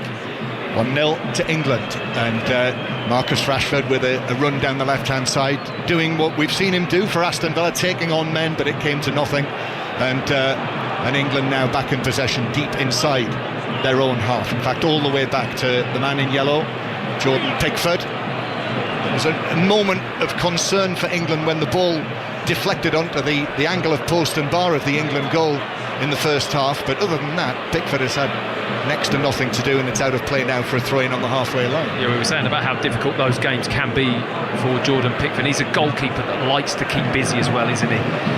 So these kind of fixtures for him, he likes to be in and around the play, talking, communicating, in the thick of it, so those big breaks can be challenging. Lewis Skelly is out of position, and England have given it away to the South Korean-based Asani, who's won a throw-in for Albania just down in front of us. Mentioned Marcus Rashford. He's now attacking towards the same end where he last scored for England, which was in the very good win against Italy, if you remember that one, in the European Championship qualifier back in 2023. And here is Rashford playing it infield for Lewis Skelly, the England goal scorer. And England continue to break with Bellamy. Pass for Rashford, there's a bit of space. Rashford takes on Ayeti, who just got a toe on the ball. It breaks back for Bellingham though. Bellingham's right-footed cross. Kane on the stretch, but under pressure from the defender. A little glance on the edge of the 6-yard box, and it dropped wide of the far post for a goal kick. Well, Ayeti actually does really well with the 1v1 with Rashford, who tries that little flick from the outside of his foot, or inside of his foot, just across his body and behind him as he runs past Bellingham for one of the first times when England turn it over. Albania high up the pitch, the space is in behind, England do find it, Bellingham slots Rashford in, he just can't win that 1v1 with Ayeti to get the shot off. Bellingham tries to recycle it with a cross for Harry Kane, and the header goes wide, but that was much better from England. They won the ball in midfield, saw the danger in behind, Rashford was on his bike, and bang, it got played in there, and I think that was a much better, more incisive piece of play. But it remains 1-0 to England, which means that it's still rather precarious for England, as Albania thought that might have been a foul on Jones, but Albania break forward with Uzuni. But now Albanians committed downfield as Lewis Skelly steps in, wins it back. He gives it to Rashford, square to Kane, edge of the D. Kane now to the right-hand side, Jones ball across, hits the first defender, the falling left back, Aliye, and it's deflected back out towards the far side, and Albania are back in position. Yeah, strange selection of kind of choice of what to do here with Jones. I mean, he tries to play it one touch across. I kind of see what he's thinking. He finds himself wide on the right-hand side as the ball comes across, but England quick passing again, utilising the space. Is much better last two attacks from England. If England are able to get a second goal, that would probably be it, without wishing to tempt fate. But Rashford playing it into the edge of the box, that's headed away by Jim Sheety, back to the halfway line, and Dan Burn. It doesn't feel like any kind of threat even now, though, John. I know, obviously, 1-0, there's always that chance, but yeah, it's hard to picture at the moment with the way this game's gone. Kane through to Jones. Jones with his back to goal, runs it away from the penalty area, then turns, faces the box. Little pass to his right to Jude Bellingham, and then to Rice. Probably worth asking you as well, Matt, in terms of who you'd like to see. What do you think it needs, this, in terms of the substitutes? Is England with Kyle Walker on the right-hand side? Walker, who is very, very much targeting this 100th cap. This one tonight is 94th. As Harry Kane already passed the 100 mark, 104 tonight. Kane into the Jones, now in the box, attempted turn, but it bounced off Foden, and Strakosha, the goalkeeper, was able to come and pick it up. And I see that in this group, Latvia have taken the lead against Andorra. Andorra 0, Latvia 1 in the Pyrenees. Dario sits with the goal for Latvia. We'll presumably see Dario here on Monday night. Yes, Dario will be here. Well, I mean, Jones was in the box again then. It's twice now, high on the right-hand side. He seems to have got forward a little bit more in this second half, finding the spaces just so Kane can put the crosses into the box. But, I mean, I would like to maybe see, you know, a wide player come on who's a little bit more direct down the side, either a Jared Bowen or a who else we've got? Anthony Gordon was the other player I was thinking of, that would just be a little bit more direct in those wider areas, that is going to get the ball, run straight up and down, get crosses in the box, just keep it simple but be very direct. Bowen especially does that really well. Well, Silvino, the Albanian coach, is going to make a positive move, because we're going to see a familiar face coming on very shortly. Armando Broja, the Chelsea centre forward, who's on loan at Everton this season but has had injuries and has barely played. England with it, 1-0 England lead, 5 live from the BBC. Listen as well on BBC Sounds as Bellingham passes it forward to Rashford. Rashford gets under control, he's running at Ballieu, takes it on into the backs, and Ballieu is able just to get a sight of the ball and with his right foot track it out of play for a throw-in down the left. And we're going to see Broja now coming on, and it is Bayrami of Rangers who is coming off, and there's a huge cheer. You can hear it from these Albanian supporters in the ground, who must feel that this is a positive move. But Leon Osman, he's barely played, hasn't he, for Everton this season? Just the 2 starts, 5 substitute appearances. Yeah, well, you just said familiar face. Not really. At Goodison, as you said, haven't gone on loan and not been able to play as often as he liked. But there's definitely a player in there. There's definitely a quality centre forward who knows where the goal is, and I can understand why the Albanians are getting excited with him joining the action. Well, they've had so little to get up for in this match, and there are thousands and thousands of them inside Wembley Stadium, not just in the 5,000 section in the corner. They are all around the ground, and they don't need much encouragement. So Broja is roared onto the pitch with the red number 22 on the back of his black shirt to win his 24th cap. Remember, the English-born Broja, born not too far away from here in Slough. As Jones has it fringed and plays it back towards the edge of the penalty area. England will go to Albania in the final match in this group in November. We'll be going to Andorra again in June, after an eventful trip there last time when they had a fire in the stadium. Leon was with us, I seem to remember, on the day before the game. That was a drama, wasn't it? It was. I'm not sure the game would be on. I wasn't sure where I was having my tea that night, John, because of that. Yeah, but all worked out well. Here's Lewis Skelly inside his own half, plays it infield to Jones, and then into the centre circle to Kane, and Kane passes it out to Phil Foden on the right-hand side. Still nothing imminent in terms of an England substitution, as England go back to Rice in the central third of the field, and now Jones and forward to Bellamy. This is an Albanian noise you can hear inside Wembley Stadium. They're trying to do their best, all of these Albanian fans, many of whom are wearing the Chaleshas, which are the little hats, those little cream-coloured caps that they wear. They call them chaleshas. It's like a formal Albanian headwear. As England have possession with Lewis Skelly, who skips away, and he's now attacking the penalty area, and Lewis Skelly gives it to Bellingham in the box. Change of feet from him, cleared away by Ayeti, who did well actually. The brawny Ayeti with his shaven head then plays the ball out to the right hand side here, where Asani is looking to take it on. A flick from him down the line. Breuer gets his first touch. Dan Burn, that's a battle of the giants, those two, and it's out of play for a throw into Albania just down in front of Silvino.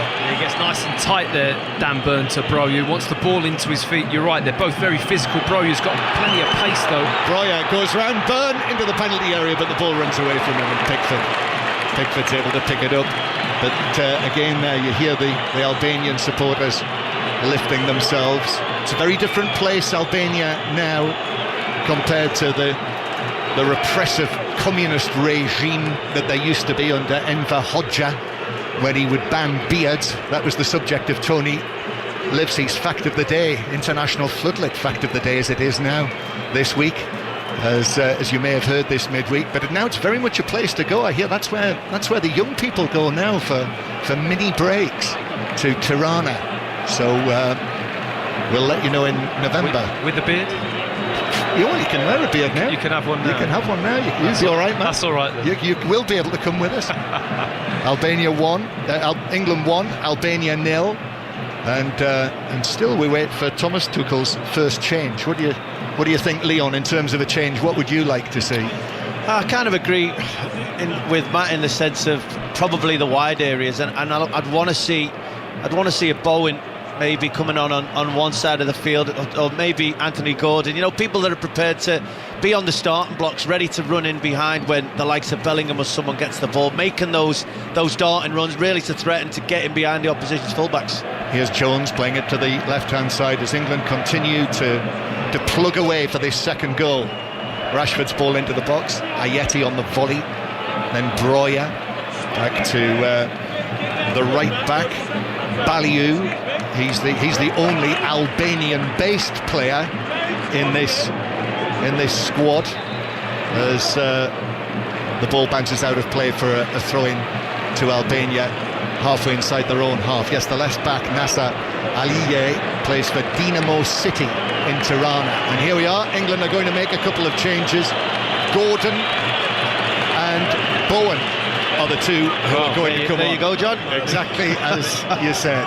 Leon dialed into Thomas Tuchel on the bench. Yes, already, even though it's at this early stage of his time as head coach. I mean, Rashford has looked bright, but it's just his quality, or that, he looks a little bit rushed to me. When he's running with the ball, just head up and where to offload it, where that cross is going. He's not really had the end product. Do you think that comes from, he's been playing for a month now? Do you think that comes from, another 5 or 6 games, or 10 or 12 games? Maybe we start seeing. He's got to stick with it. Yeah, definitely, but there's no doubt I think I'm starting to see a Marcus Rashford that's hungry to play football again and is excited to watch. But yeah, I think when you've got the quality that we have to come off the substitutes bench in those wide areas, which are probably the most effective area of the game nowadays. Albania breaking forward with Breuer, now to the edge of the area, slips it across but cleared away by Kyle Walker, who got himself back into position. So no further addition to the scoreline since half-time. And Ian Dennis will see you through to the end of this with Leon and Matt. Thank you, John. Well, since Armando Breuer has come onto the side, he's playing on Dan Burn, and twice now he's got away from him. So that's a potential concern as England only lead by 1-0. They're all in white, they're playing from right to left as we look. Still Bowen and Gordon wait to come on. But you can hear the encouragement that those Albanian supporters, and there are many of them inside Wembley Stadium tonight now, are sensing with just that slender deficit still the scoreline. But Breuer brings something different that anything they've got in their squad. He has got strength and he's got serious pace. He's quick. I mean, I genuinely believe that I think there's a real player inside of him. I mean, watching him at Southampton a few seasons ago under Ralph Hasenhüttl, and he was outstanding at times. And I can see why clubs want to bring him into the club and into the team. He's struggled with injury, but there's a good player there in Breuer. He can be a real handful. His name is being chanted vociferously by the Albanian support. Here is Harry Kane just outside the D. Those black shirts still, though, behind the ball. Rice plays it out towards that far side. Foden comes on infield. Foden goes square. Lewis Skelly's having a fabulous game. He chips the ball towards the far post, spilt by the keeper, Strakosha, and in the end it was cleared away by Allier, the left back over on that far side. Bellingham flicks it back towards that far side. Walker level with the penalty area. Jones with his back to goal, stabbed into the path there of Jones, who lets fly, low left-footed by Rice, who then quickly wins the ball back, gives it back to the feet of Jones once again. Still those two substitutes wait to come on, and we have been playing now for 70 minutes on BBC Radio 5 Live and BBC Sounds. I was going to say, I think that shot from Jones is the first time I've seen an England player have a shot from distance. We haven't had a shot. We need to, because you know, when you've got players that can shoot and are dangerous, that means the opposition defenders have to come out and engage you. They can't allow you to shoot. That creates spaces for other people, and Declan Rice, certainly, Curtis Jones, they've got quality to be able to shoot from that. Kane could be deep, Bellingham in those spaces. There should be trouble in the goalkeeper from all over the pitch. For all England's possession, the only noteworthy effort that I can account for in this second half was that Bellingham cross from the left and the glancing header from Harry Kane that went wide. Here, England trying to probe once again. Sharp turn by Bellingham. Bellingham can't get it into the path of Harry Kane, the England captain, and they get it up towards Broja to Albania. But Dan Burn sticking tight towards him, lays it out towards this near side. Ballieu, the right back. Broja midway through his own half. Harry Kane leaves a foot into the challenge, but Broja is still there. France under 21's 4, England 2. And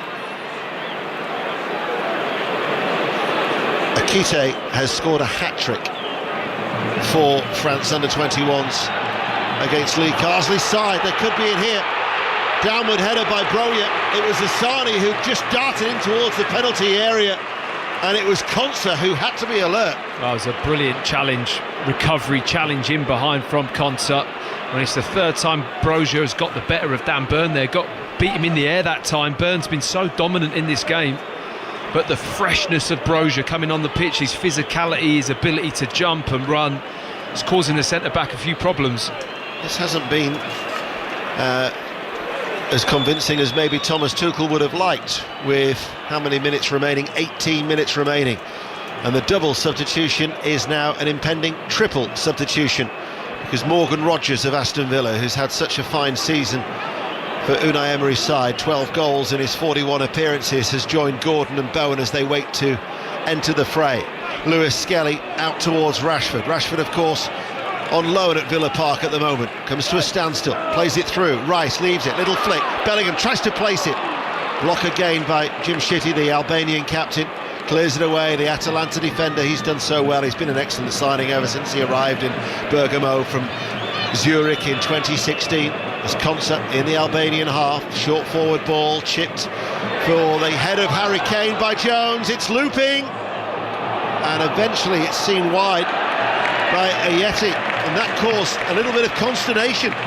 Well, I've no clue where that ball was going. I don't think anyone else did. The goalkeeper Kane challenged for the ball. It seemed to bounce up and down with real spin on it by the goal line, as Yeti tried to shepherd the ball out of play but couldn't, and it ends up going out for a corner. But it was really good movement initially from Harry Kane, and Declan Rice in the build-up to that, where the shot comes off from Bellingham. It was a really good run across to set the ball, runners from midfield and trying to create that space. I mean, England have had these flurries of attack in play, but haven't been able to sustain it too much in the second half. So the triple change for England is Gordon for Rashford, Bowen comes on for Foden, and Rogers replaces Liverpool's Curtis Jones. And Albania are going to make a double change as well. We are going to see Hodja coming on as well, and also the other player who's going to be coming on for Albania, just looking at the notes down below, is Hodja is going to come on, who's just tying his shoelaces at the moment, and then the other one is going to be Adrian Pahasiti, who's actually on loan at Gorica in Slovenia, but he's, like Broja, is English born. He was born in London. He joined the Fulham Academy at the age of 12. Just the one appearance actually for Fulham, which was a League Cup tie against Birmingham in 2021. So Paha City is coming on for this double change for Albania, or will they wait for the corner kick to be taken? There is still a lot of activity. Zabaleta and Silvino, the management team for Albania, are actually in deep conversation with the fourth official, who is Alejandro Muniz Ruiz of Spain, and I think they're going to wait for the corner, are they? Incidentally, in the Rugby League, the Super League latest, St Helens 8, Warrington 12, that's on Sports Extra, and Wakefield 8, Hull FC 6 is a latest score. So they will wait for the corner kick to be taken, where England still only lead by a 1-0 with 14 minutes remaining. Rice, away towards our left, places the corner down. Once again, Kane, Byrne, Konsa form a little group of white shirts in and around the penalty spot. Rice takes it now, he goes deep towards the far post. Gordon tries to get there, it's headed out, only as far as Lewis Skelly. Plays it towards Walker, and Walker inside the centre circle will go all the way back to Pickford. Let's get an update from Belfast. Chris Coles. Northern Ireland 1, Switzerland 1, just over 10 minutes to play. Decent Northern Ireland chance. Jamie Donnelly, the Spurs striker, on loan at Leyton Orient. His debut tonight, a header, front post header, well tipped over the top by Kobel in the Swiss goal. Northern Ireland 1, Switzerland 1. Yessi with a clearance, an Albanian player is down on the edge of the penalty area. Far side is Bellingham, rolls it back. Lewis Skelly coming in actually from the midway point to the right side of the Albanian half. For somebody so young, he's shown real awareness, not just from a defensive point of view, but his movement in an attacking sense as well. Here is Bowen, waits for the overlap of Walker, skips over the ball, does Kyle Walker. Threads it to the edge of the area. Rice's forward ball. Harry Kane brings it down, looking to turn. Oh, that's a quality goal from Harry Kane, the England captain, who will ensure that Thomas Tuchel's opening game as England manager is off to a winning start. But that was a super finish off his right boot. It's his 13th goal in his last 10 appearances at Wembley, and that was a very tidy finish. Yeah, I mean, not to take anything away from the quality of that goal, but Ajeti, the Albanian centre-back, goes fishing for this cross and just doesn't get there. Credit to Kane, because he read it so well, kind of stepped away from the challenge a little bit, brought the ball down with his right foot, and the moment he does that, Ajeti's in big trouble, because he's gambled to win the cross, hasn't got there. He's jostled with Kane a little bit. His first touch is excellent, he just kind of drags it into his feet, and the ball kind of ricochets between both of his feet, but the way he adjusts himself, and then he just bends it, opens his body out, smoothly curls the ball into the far post. It's a lovely finish past the keeper right into the bottom corner. Super goal from Harry Kane. Quality that you would expect, shall I say, from a striker of his calibre, but nonetheless it's really impressive. How often have we said, though, put the ball in the box, put the ball in for your centre forward. Yes, you can be precise, but sometimes give your centre forward an opportunity to do something he's good at, bringing the ball down, keeping people at bay, creating his own chance a little bit in that aspect. But strikers will tell you, just give them an opportunity, and he's done that there. Declan Rice puts the ball in an area and Harry Kane does the rest. Well, one of the Albanian substitutes will know all about the quality of Harry Kane, Hodja, who has replaced Asani, because he plays his football for Dinamo Zagreb, the Croatian champions. And when, of course, they lost 9-2 in the Champions League to Bayern Munich, Harry Kane scored 4 goals that night, as Strakosha, who was getting treatment earlier, is down again.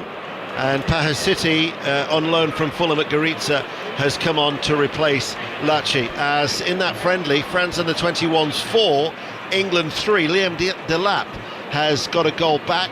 The successor, you would think, eventually, at some point, to Harry Kane. Indeed, he was training with the senior squad earlier in the week. But Strakosha is down, England lead 2-0. And when I said interviewed Harry Kane yesterday, I showed him my extensive notes about his record, and I said to him, you know, you're 2 goals away from a half-century of goals off your right boot. And he said, if that's the case, that incidentally now means obviously it's 49 off his right foot. He said, how many have I scored with my head and my left foot? I said 10 with your head and 11 with your left foot. You've done your homework. Oh. Yeah. Was he impressed with the level of knowledge? I would like to think he would. Yeah. Next week, could he read your handwriting? He could read mine. He couldn't read John Murray's. That got a glare. Don't worry, it's not the first this week. We spent a lot of time together. In the Rugby Union English Premiership, Newcastle Falcons 10, Sale 39, Northampton 0, Leicester Tigers 26. And in the Rugby Championship, Cardiff 20, Johannesburg 17, Glasgow Warriors 28, Munster 25 was a full time, and Poland are leading Lithuania by a goal to 0. Robert Lewandowski has scored that goal for Poland. Jordan Henderson is going to be coming on, probably the controversial selection from Thomas Tuchel's initial squad of 26. As Strakosha, I don't think is able to continue, so Albania might have to change their goalkeeper as well. Strakosha is back at least to his feet. Your thoughts on Jordan Henderson's recall? Well, I was listening to Thomas Tuchel talking about when he called players up to get them into the squad, and Dan Burn and what that was like, and then Jordan Henderson, and I was thinking that Jordan Henderson, unless he was tipped off beforehand, would have really thought this is maybe a wind-up or something, or really took him by surprise. But the way he accepted that, I think, to Tuchel, and in his voice, how happy and delighted he was to be back in and around this squad, I think says a lot about what it means to him and what he's going to bring to the group. And Thomas Tuchel feels he's going to, it's important that he's in and around the squad. He's playing at a good level again, and he's playing well. So great opportunity for him, and he gets on the pitch, back in the rhythm, back in the stride of playing for England at Wembley. Albania substitution. Strakosha is unable to continue, so Castrati, who plays his football in the second tier in Italy for Cittadella, will be coming on. Sorry, Leon. No, I was just going to say that's what it is. Even at his age, it's an opportunity. He's back in the squad. That doesn't mean he's going to be in every squad. It doesn't mean he's now a certain pick as we move forward every time towards the World Cup. It just means that he wants to take a look at him. He wants to see how he reacts and how he is within the squad. And Jordan Henderson, I'm sure, will carry himself remarkably well, as you'd expect. He's also someone now that can come on for Declan Rice. We haven't really got many of them, so maybe that's something else to look at. I think that's a good point, because we haven't got many players like that are in and around this squad. They're all a different type of midfield player, so he actually really ticks that box. Well, Jordan Henderson, as Leon Osman says, has replaced Declan Rice. He was actually involved in the squad a year ago for the games against Brazil and Belgium, but didn't feature. In fact, he was injured for one of them. But this is his first appearance since November 2023, when they played against Malta. So Jordan Henderson is on. He was praised about his leadership qualities. Should, of course, he go to the World Cup, should indeed England qualify, of course, then he would turn 36 during the tournament. I think Rice is a player that plays too many minutes as well. That's for club and country, but to have somebody that can come on and relieve that pressure and give him a break. When you get to a major tournament, Declan Rice, even in the games where you're comfortable, you can't take him off. He never not plays. Yeah. Whereas Jordan Henderson does tick that box, especially with the experience. He's not going to charge around the pitch like he might have done years ago. He'll just sit in front of the defence just as Declan Rice and protect what we've got. 82,378 is the attendance here at Wembley tonight to witness this opening game for Thomas Tuchel. You talk about the games that Rice has played. He's played 40 for Arsenal this season so far. But we've got 6 minutes remaining. The Indian Premier League, the IPL, will start tomorrow. We have cricket commentary on 5 Sports Extra, commentary of around 35 matches during that. Most games tend to start at 2 o'clock. Kolkata Knight Raiders against the Royal Challengers Bengaluru is the opening match tomorrow on Sports Extra. BBC Radio 5 Live and BBC Sounds with 6 minutes remaining here at Wembley Stadium, where there are now starting to the odd empty red seat appearing, trying to beat the traffic on this Friday evening. But the live sport will continue, because tomorrow we've got live rugby union, Saracens Harlequins from 3 and Leeds Rhinos Wigan in the Rugby League at 5:30 on BBC Radio 5 Live. But England lead by 2-0, looking to maintain this sequence of winning games in major qualifiers. 37 unbeaten at home since Croatia back in 2007. Mentioned before that last defeat, 2009 in Dnipro in Ukraine, which was a lively atmosphere, I recall vividly, as England lost there just ahead of the 2010 World Cup. But they're going to be off to a winning start here today, and then Latvia to come on Monday. And of course we'll have commentary of that on Monday night, but 5 minutes remain. And because of that lengthy delay, we're yet to really see anything of the substitutes, Rodgers, Henderson, Bowen or Gordon getting into the game so far. Well, straight away Gordon makes a really kind of darting run from the line inside the pitch. Lewis Skelly wants to fire that ball into him. He doesn't get hold of it, but straight away that movement from Gordon was different. It was bright, it was lively. I think just livening up those areas of the pitch is going to be good for England. But that second goal, I think, has really diluted any threat from Albania, as they might have harboured hopes of getting an unlikely equaliser, where Broja had threatened a couple of times when he was a lively start, wasn't it, when he was introduced as a substitute? It was. He automatically went straight round the outside of Dan Burn and put a cross into the box, and it's the only time that Burns looked a little bit flustered. I mean, he sticks to task really well. I think he has those setbacks, and he's brilliant at just getting back on with it. He's such an honest player, Dan Burn. But Broja is a difficult customer. He's got that really tough combination of pace and strength, real physicality as well. If he got a real run of games at a good club, Broja, I think you could really see a player start to develop in him. Which he hasn't had that at Everton, certainly. 7 appearances due to injury, but he was born in Slough, some 19 miles away, as Albania come down on this near side. And that was late by Henderson. Silvino complains. The referee, though, hasn't indicated that he played the advantage, but he will now give that free kick for that challenge on Paher City. And Silvini just has a word with the fourth official, as England are going to make another change, and it is going to be Reece James who is going to be coming on, as Reece James back in the England fold as Konsa heads the ball forward, and there is Rodgers in the midfield. And we've got 3 minutes remaining. He had a good run out against Arsenal, played 82 minutes in the last game for Chelsea in the Premier League. Only his 14th appearance this season, incidentally, for Thomas Tuchel's former club, as England play the ball out from the back. There is Henderson out towards Walker on that right hand side. Walker plays it down the line. Bowen then midway through the England half, under pressure, plays it back towards Kyle Walker, and then it goes towards Jordan Pickford, who I don't think has had to make a save all night. No, not that I can remember. I mean, like you say, they've had a couple of little scares with Broja, the header, and the ability to run in and get behind, but not had any real shots to save at all. Dan Burn plays it to the feet of his Newcastle teammate Gordon.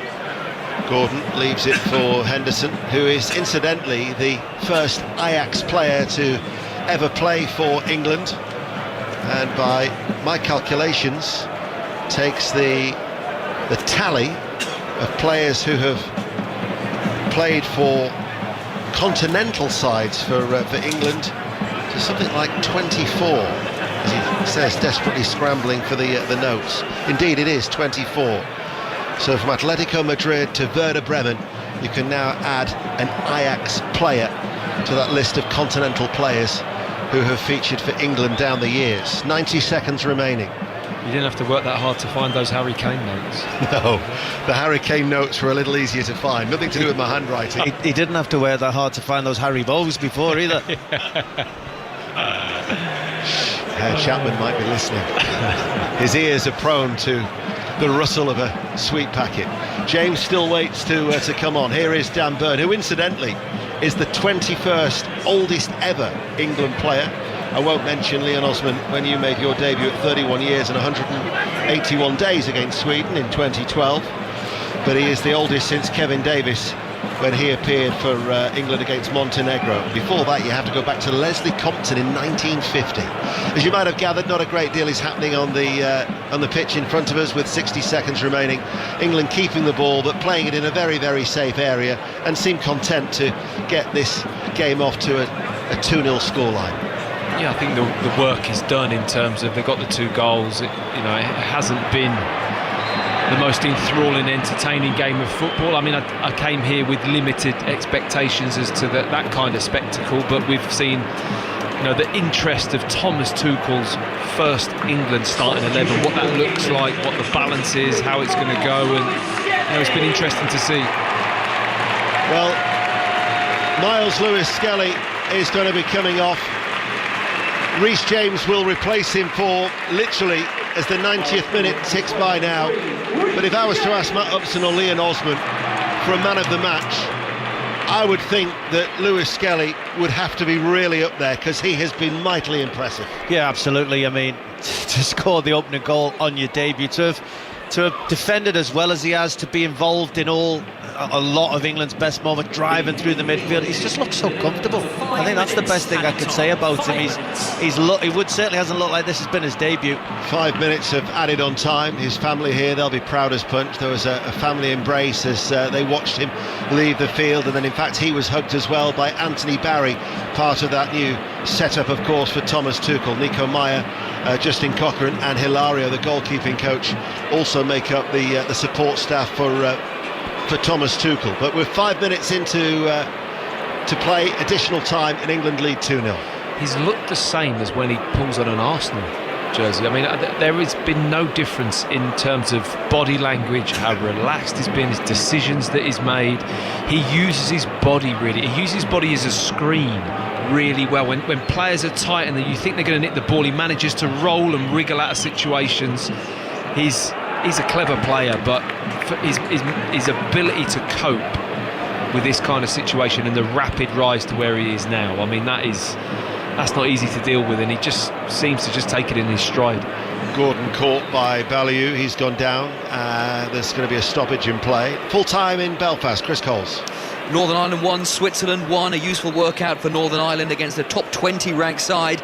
More than enough decent chances to win it. Both goals in the first half. Isaac Price's fine free kick, Vincent Sierro's header from a corner. In the second half, Price again, Jamie Donnelly and Ethan Galbraith all came close to a winner. Northern Ireland 1, Switzerland 1.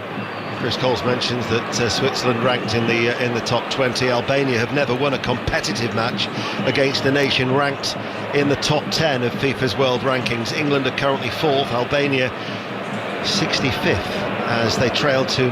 Ayeti hits the long ball downfield, giving chase, heads down is Zerni, and then coming out of his area was Pickford, got there with a header and then clattered it away with a left-footed volley, bouncing ball. Bowen tries to get onto it, flag has stayed down, now it's up. It was Bellingham, I think, in the offside. Oh no, judging by the flag of the assistant referee, it was Bowen from an offside position as he made that inward run from that right-hand side. France under 21's 5, England 3 is a latest score in that friendly game.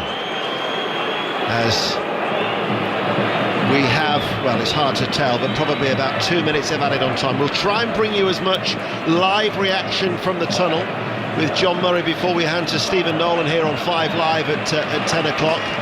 Anything that we're unable to bring you live, you can hear it on the 5 Live Football Daily podcast, and also on that feed you've got the latest edition of the Commentator's View podcast that continues to go rather well. The World Tour, though, is still on hold. But 2 minutes are remaining. England lead by 2-0. Not the spectacular start that England have been able to produce against Albania in recent meetings, or previous meetings should I say, when 5-0 has been both the scorelines when they've come here to Wembley Stadium. As Bellingham bypasses Bellingham and goes through to Gordon, and then he hits it first time. Bellingham, flag stays down, runs forward on the left hand side. 90 seconds remain. Bellingham twisting, turning, one way then the other, has some support from James, plays the ball inside to Henderson. Henderson now to Konsa. Konsa has Walker to his right midway through the Albanian half. Bowen will run back to collect it, and England keeping the ball. Leon. Yeah, it's funny because, you know, we want to be entertained, we want to enjoy England because we don't get to see them very often, and especially in these moments like Bellingham. Could he have crossed that ball? Could he have made it exciting? Could he have done something? But there's a certain element of control that actually is good in tournament football. If you get 2-0 up in tournament football and you play like England have for the last 15 minutes, you'd say brilliant, great control of the game. But you know, it's that balance of, at the minute we're not in a tournament, we want to be entertained, we want to be excited every time England go forward. Well, they're coming forward now. And James shovels the ball to Gordon, left corner of the penalty area. Blocked by the legs of Aslani. And out of play it will go for an Albanian throw. He's not comfortable at all there, Anthony Gordon. He's done something in a previous tackle, and I don't know if he was holding his hand or... I don't know what it was. I think it was when Baliu caught him in the midriff. He doesn't look comfortable at all. The final whistle sounds. It wasn't spectacular, but at least it's a winning start as the first game of Thomas Tuchel's reign, as England beat Albania by 2-0. Goals from Lewis Skelly in the first half, and then in the second, a quality finish from the England captain, Harry Kane. There will be reflections from Leon Osman and Matt Upton, and we'll try and bring you live reaction from the tunnel before we're off air with the full-time score at Wembley in this opening game at Group K of this World Cup qualifying campaign. England 2, Albania 0. Mark. Ian, thank you very much. Ian staying with us, Matt Upson, Leon Osman with us as well. John Murray will get us reaction throughout the course of the evening. I suppose, Matt, look, it was neither exhilarating or disappointing. It was okay, and yet okay doesn't massively help when we've got 20 minutes to fill. That's all we're thinking of, isn't it? What are we going to talk about? I don't know, but it was okay, but I don't know where you go with okay. Can you go? Is okay overboard? I mean, it was a difficult game from a spectator perspective. It wasn't something that you're going to go home and remember for years to come. It had all the interest of Thomas Tuchel's first squad and team, which I think was interesting, with Lewis Skelly, Byrne, Rashford in particular jump out at me as players that were interesting to be in the starting 11. Yeah.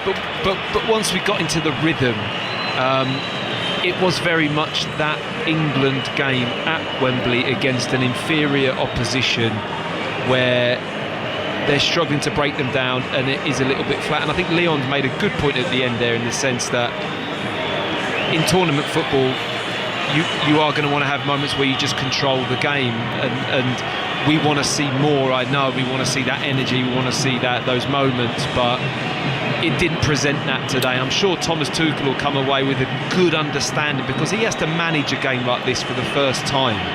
I think that's a really invaluable experience for him, and he'll then know what he needs to add into this setup and this group in order to maybe elevate it to where he wants it.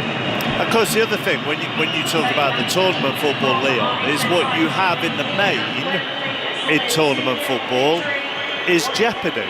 So when we analyse England through qualifiers, you sort of have to keep in your mind that there really isn't that much jeopardy, because they are going to be, barring an absolute nightmare, at every tournament.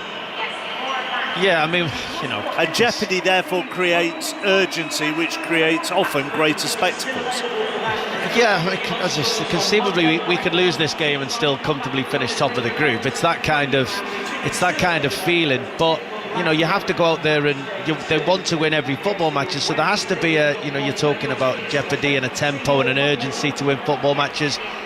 Well, we won the football match. Once we got ahead, there was no urgency to extra win the football match, if you know what I'm saying. Yes, we want to be entertained, but the first thing was to get into a position where we're getting the job done. And I don't think Jordan Pickford had to make a save at all.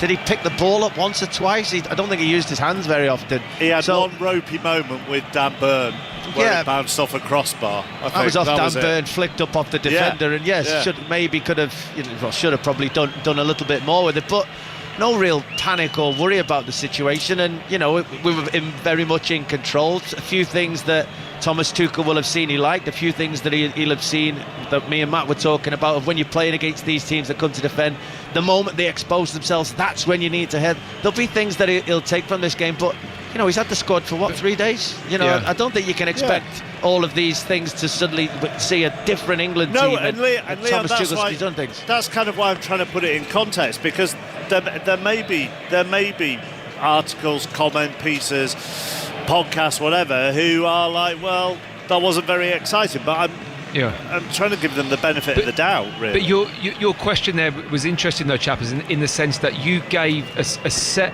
of examples as to why the game would be more challenging in the jeopardy, in the type of team you're going to play, in the feel.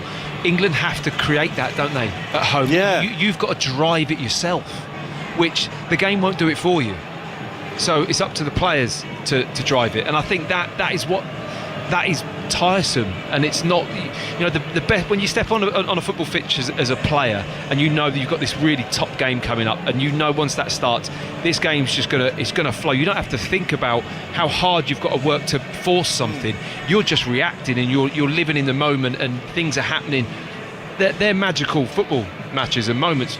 You don't see many of them here in these kind of situations with England, because the actual game doesn't present those conditions. Well, that's why I posed you the question in the commentary about wanting to see a central defender step forward with the ball to take it into the midfield rather than to give it Rice, who's 6 yards in front of him. But then again, the game is so flat, they're so deep, and the midfield's on top of them, that if that game's more open and it's to and fro, there's more opportunity to do that. It's actually easier to do it in those moments than when it's kind of flat like that. At 1-0 up, would a manager want his two centre halves going wandering at 1-0 up in a game that, although we want to see excitement, we want to see tempo and all this, it's still a qualifier we have to win, and at 1-0 you don't really want your centre halves wandering out of position, because we're very much in control of the game, and we've got top players at the top that should be able to get more, and eventually did. I just think overall we need to be brave enough to lose the ball by putting it into areas and by trying to thread the ball and by making runs and then demanding that you didn't pass me the ball. I know you went safe, I know you kept the ball, but demand that you try and maybe create something and risk giving it away. Is there also, from the two of you as well, I get all of that, but we've also talked about Jordan Pickford not having a save to make, being in control. There may have been a couple of, I don't know whether you'd even go as far as scary moments in the second half, but where Conte had to make a clearing challenge or whatever. But if you actually think in the main, you've taken a fairly early lead, you're in control, these are players who have had, to virtually a man, Matt, have had some really intense games over the course of the last 2 or 3 weeks, whether that's, Arsenal in Eindhoven putting 7 past them, or the Curtis Jones involved in Liverpool, Paris Saint-Germain, or Bellingham involved in going to penalties against Atletico Madrid. So if you can just knock it around and take the sting out of it and know you're in control, that would partly be only human nature, wouldn't it? Yes, absolutely. And it would also be managing the game.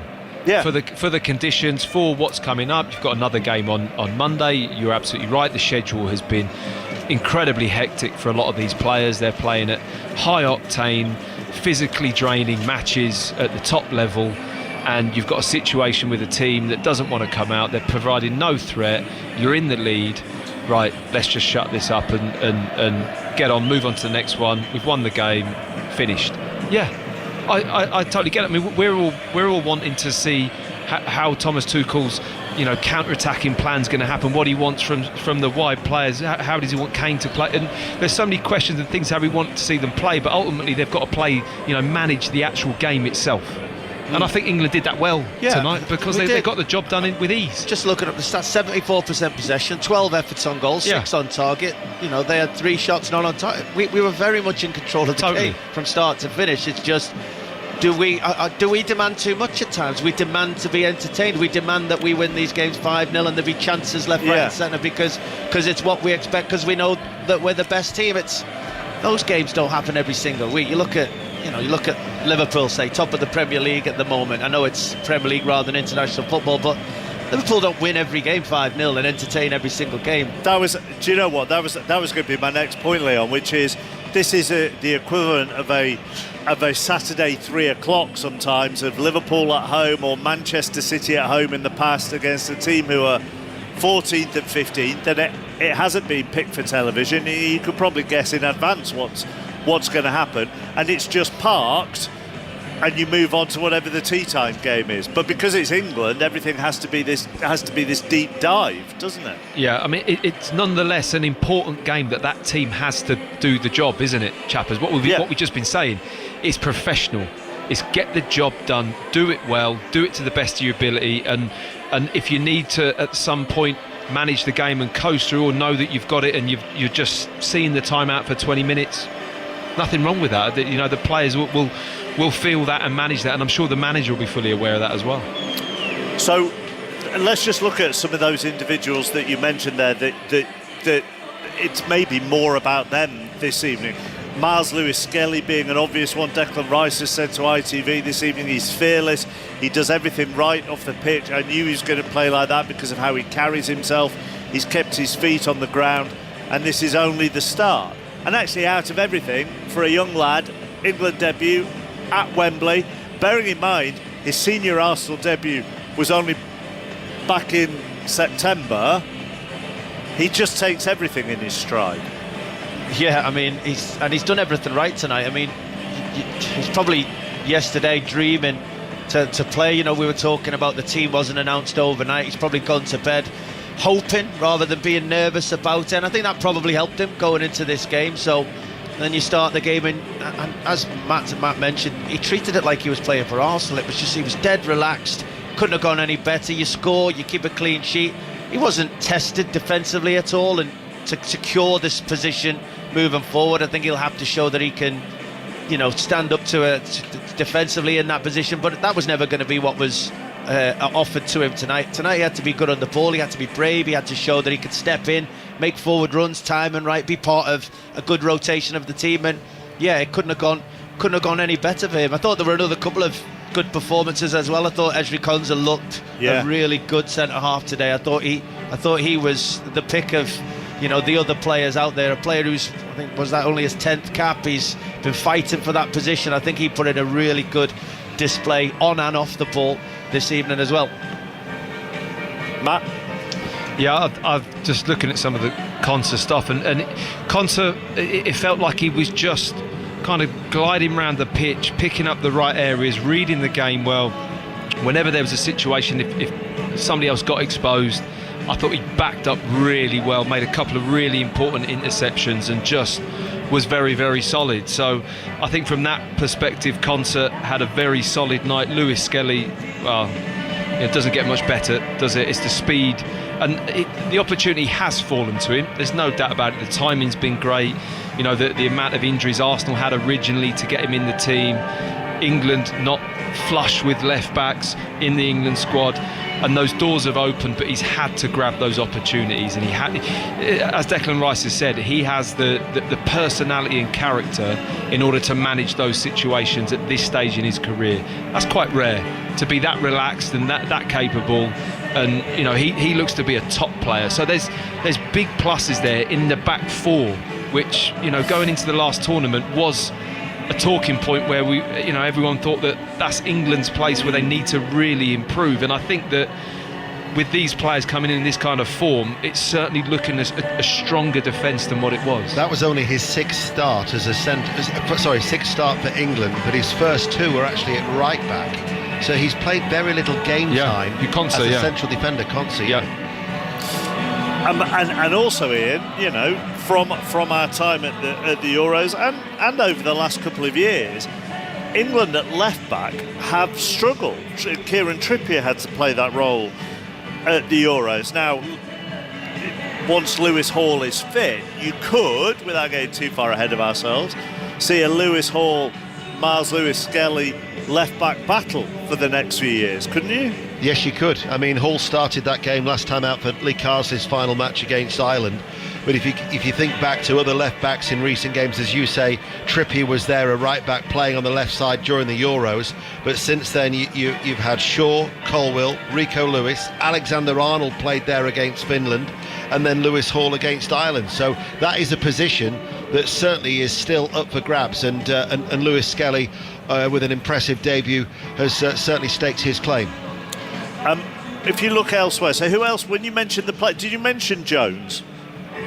Did you mention Jones, Matt? No. Or you mentioned Rashford, didn't you? I mentioned Rashford, yes. I thought that was a very interesting starter for England. I felt that he had a body language and a way and a keenness about him that I think Marcus Rashford had lost over a period of time. I think going to Villa, he's regained that. He looks like he's enjoying playing football more, and that's presented in how he plays. There were moments where it was all a little bit rushed. I think his pace, when he's got that cadence with his feet, when he gets going, it's electric, and it's almost a little bit too quick for him then to get his head up, make the decision, then technically execute it. It was all a little bit rushed at times, so the quality wasn't quite there in the end product, but he has that ability to get up and down. I think England need those players wide that can stretch, that can really, force a fullback to think, right, I'm going to run you in behind, so then when you get it to feet, they've got the space to then hurt them. I'm just going to jump in, Matt, because Miles Lewis-Skelly, England goal scorer this evening, is live with John Murray. Yes, Mark, Miles Lewis-Skelly, 18 years old, England debutant, England goal scorer, standing in front of me. How does all that sound? Well, that sounds incredible. It still sounds crazy to me even when you say it now, so yeah, I'm just lost for words, honestly. Life comes at you very quickly, doesn't it, when you're your age? Yeah, it's gone so quickly. Like this past 6 months, it's gone so quick. But obviously, I stay in the present and I just take every moment as it comes. And as they say in all the old interviews, talk us through your goal. Well, all I remember is staying wide, rotating with Marcus, and I know that Jude, he loves to stay on a half-turn dribble, and then when he makes that eye contact with me and that takes that touch, I know I need to threat. And yeah, it was a great pass from him, man. Just the timing was very good. And then the finish, just thought the keeper's coming at me and just try to put it between his legs. You've only scored 2 senior goals. You knew how you were going to celebrate when you scored your goal against Manchester City. Had you thought about what you might do if you scored tonight? To be honest, I didn't even think I was going to score today, but I just knew that if the opportunity presented, I was going to just let my emotions go and just take in a moment. When did you find out that you were going to be starting the match?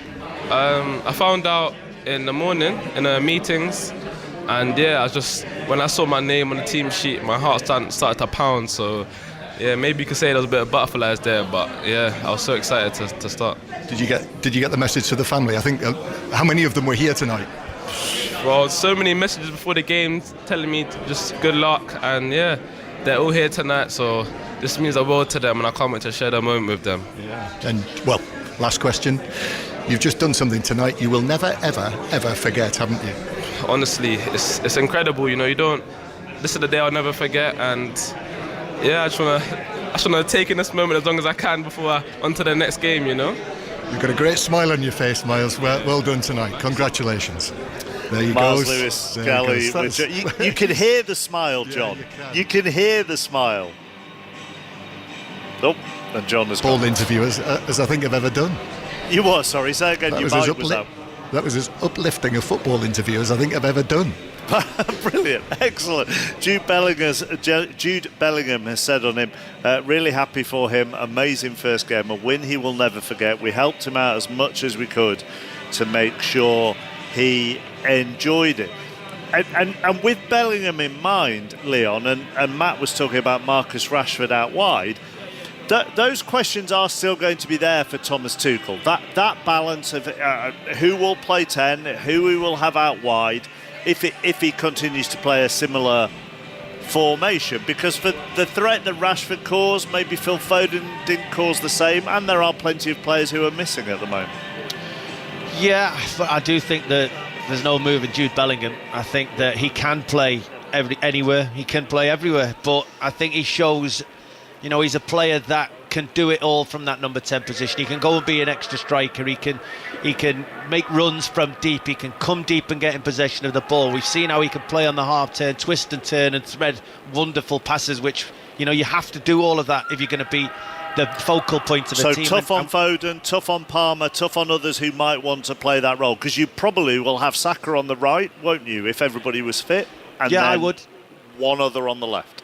Yeah, I would, and I think that's where the battle is going to be fought now for those players to play on that left-hand side, because, yeah, you have to. I mean, I do also think in tournament football, I think when you've got, once you get there, once you get to that stage, if you're going to ask, to be able to use the others, if you're going to ask Jude Bellingham to be at his best and play every 3 days or so, that might not be, you might not always get the best out of him. So there might be a game in there where, a Cole Palmer, a Phil Foden can come in and play and take a bit, because we do have quality. But in all the big games, Jude Bellingham has to play. There's no doubt about that. Matt? Yeah, no, I completely agree. That I think that is pretty much locked down from looking at it tonight. Whether or not he looks at this and thinks, right, I want to tweak the shape, I want to go slightly different and play a midfield three, and he could go anywhere with this Thomas Tuchel, which is the interesting thing. But based off tonight, I think that left side front position is the key for England as to who suits that best, what type of player, what they're going to offer to the team, how they're going to occupy the opposition to then have the space for Kane and Bellingham and Saka to get involved. I think that's a key role on that left-hand side, being able to stretch teams, run them behind, so then other players get short and get the ball, getting that balance right. So yeah, I mean, I think that's pretty much the way it's going to go. Yeah, but Bellingham doesn't have to play every game in between now and and the World Cup either. No. There are opportunities. The next international, one of the others could come and play number 10 and show what they're capable of. But I just think he's such a big game player and a big an unbelievably quality player that produces in the big moments. Would you make several as well. changes for Latvia at home? I don't.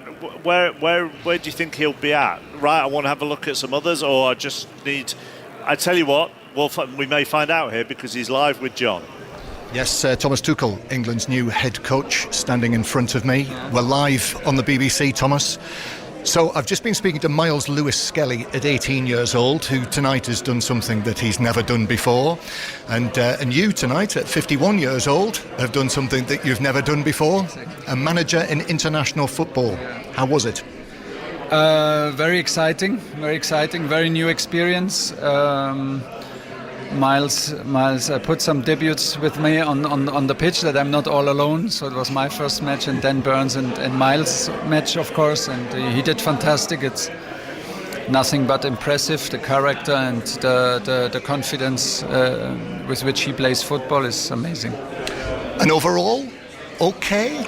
Okayish. Difficult opponent. I knew it before, that it can be tough to create chances. It can be tough to score against them. I think we got them in the shape of the Euros. Of course, they come here, they play in front of 80,000 plus in Wembley on a Friday evening. Of course, they play in the role of an underdog. So they did everything to make life hard for us. We struggled to implement high rhythm. We struggled to implement also runs into our games, runs into the opponent's box. Whenever we did it, we had goals or big chances. And in the second half, I felt that we lose the confidence in our structure, and everyone tries a little bit on its own, and then it becomes less. It becomes slower. Our match becomes slower. And it's more difficult to have counter-pressing and to control the counter-attacks. But, okay, that's it. And in terms of the players expressing themselves and being up and at, and it can't happen overnight? No, can maybe also not happen overnight. If I look at our wingers and I see them, how they train and what they do in their clubs, and it was difficult for them today to play with a full confidence and to have the impact that they can have. We will encourage them to... We played with wide wingers because we have fantastic players there. So, but they did not have the influence that we expected from them, and it is sometimes like this. So we need to make sure maybe that they have a better timing for the runs, and we have maybe shorter connection for 1-2s, that they can be more decisive. There were one or two paper planes. I don't know whether you noticed them. There were one or two paper planes being thrown down from the stands, which I can tell you Gareth Southgate also got in his first match as the England manager. Does that bother you? No, I didn't see it. What does it mean? Well, the suggestion being that when people aren't being massively entertained, they will make paper planes and throw them down. Yeah, I can understand. You come and you want to see an open match, and you see basically a 10 against 10 in the last 30 meters of the pitch. I can understand that it's not the most exciting watch, but still we had to do what is needed to do professionally, keep the counterattacks to a minimum. This is what we did in the first half. That was very, very good. We took a little bit more risk in the second half, but it didn't work out in the way that we wanted. So let's see, we go from there. Yeah, Thomas, satisfactory start, winning start, well done. Thomas Tuchel live with John Murray, and he was kind of there as a final thought, Matt and Leon. He was very honest. I thought he was very honest, very to the point. I think that's how he speaks to the media. He will say what he thinks. He clearly did that, things he was happy with, things he wasn't. A little bit in line to what we've been discussing, really, and that's how it came across. I like the fact that he kind of laughed when John mentioned the paper planes and how the expectations wondering if he missed out on some unique English tendency that he was unaware of. But he was right, and he was spot on. He was spot on. You can't hide it, chappers, can you? It is what it is. You've got to be professional, which he said, and you've got to do the job, and that's what England did. He speaks to the players like that. Speaking to the players this week, words that have been used to describe him: direct, sharp, intense. I thought you were going to say paper plane then. I don't think he really understood that. No, he's right though.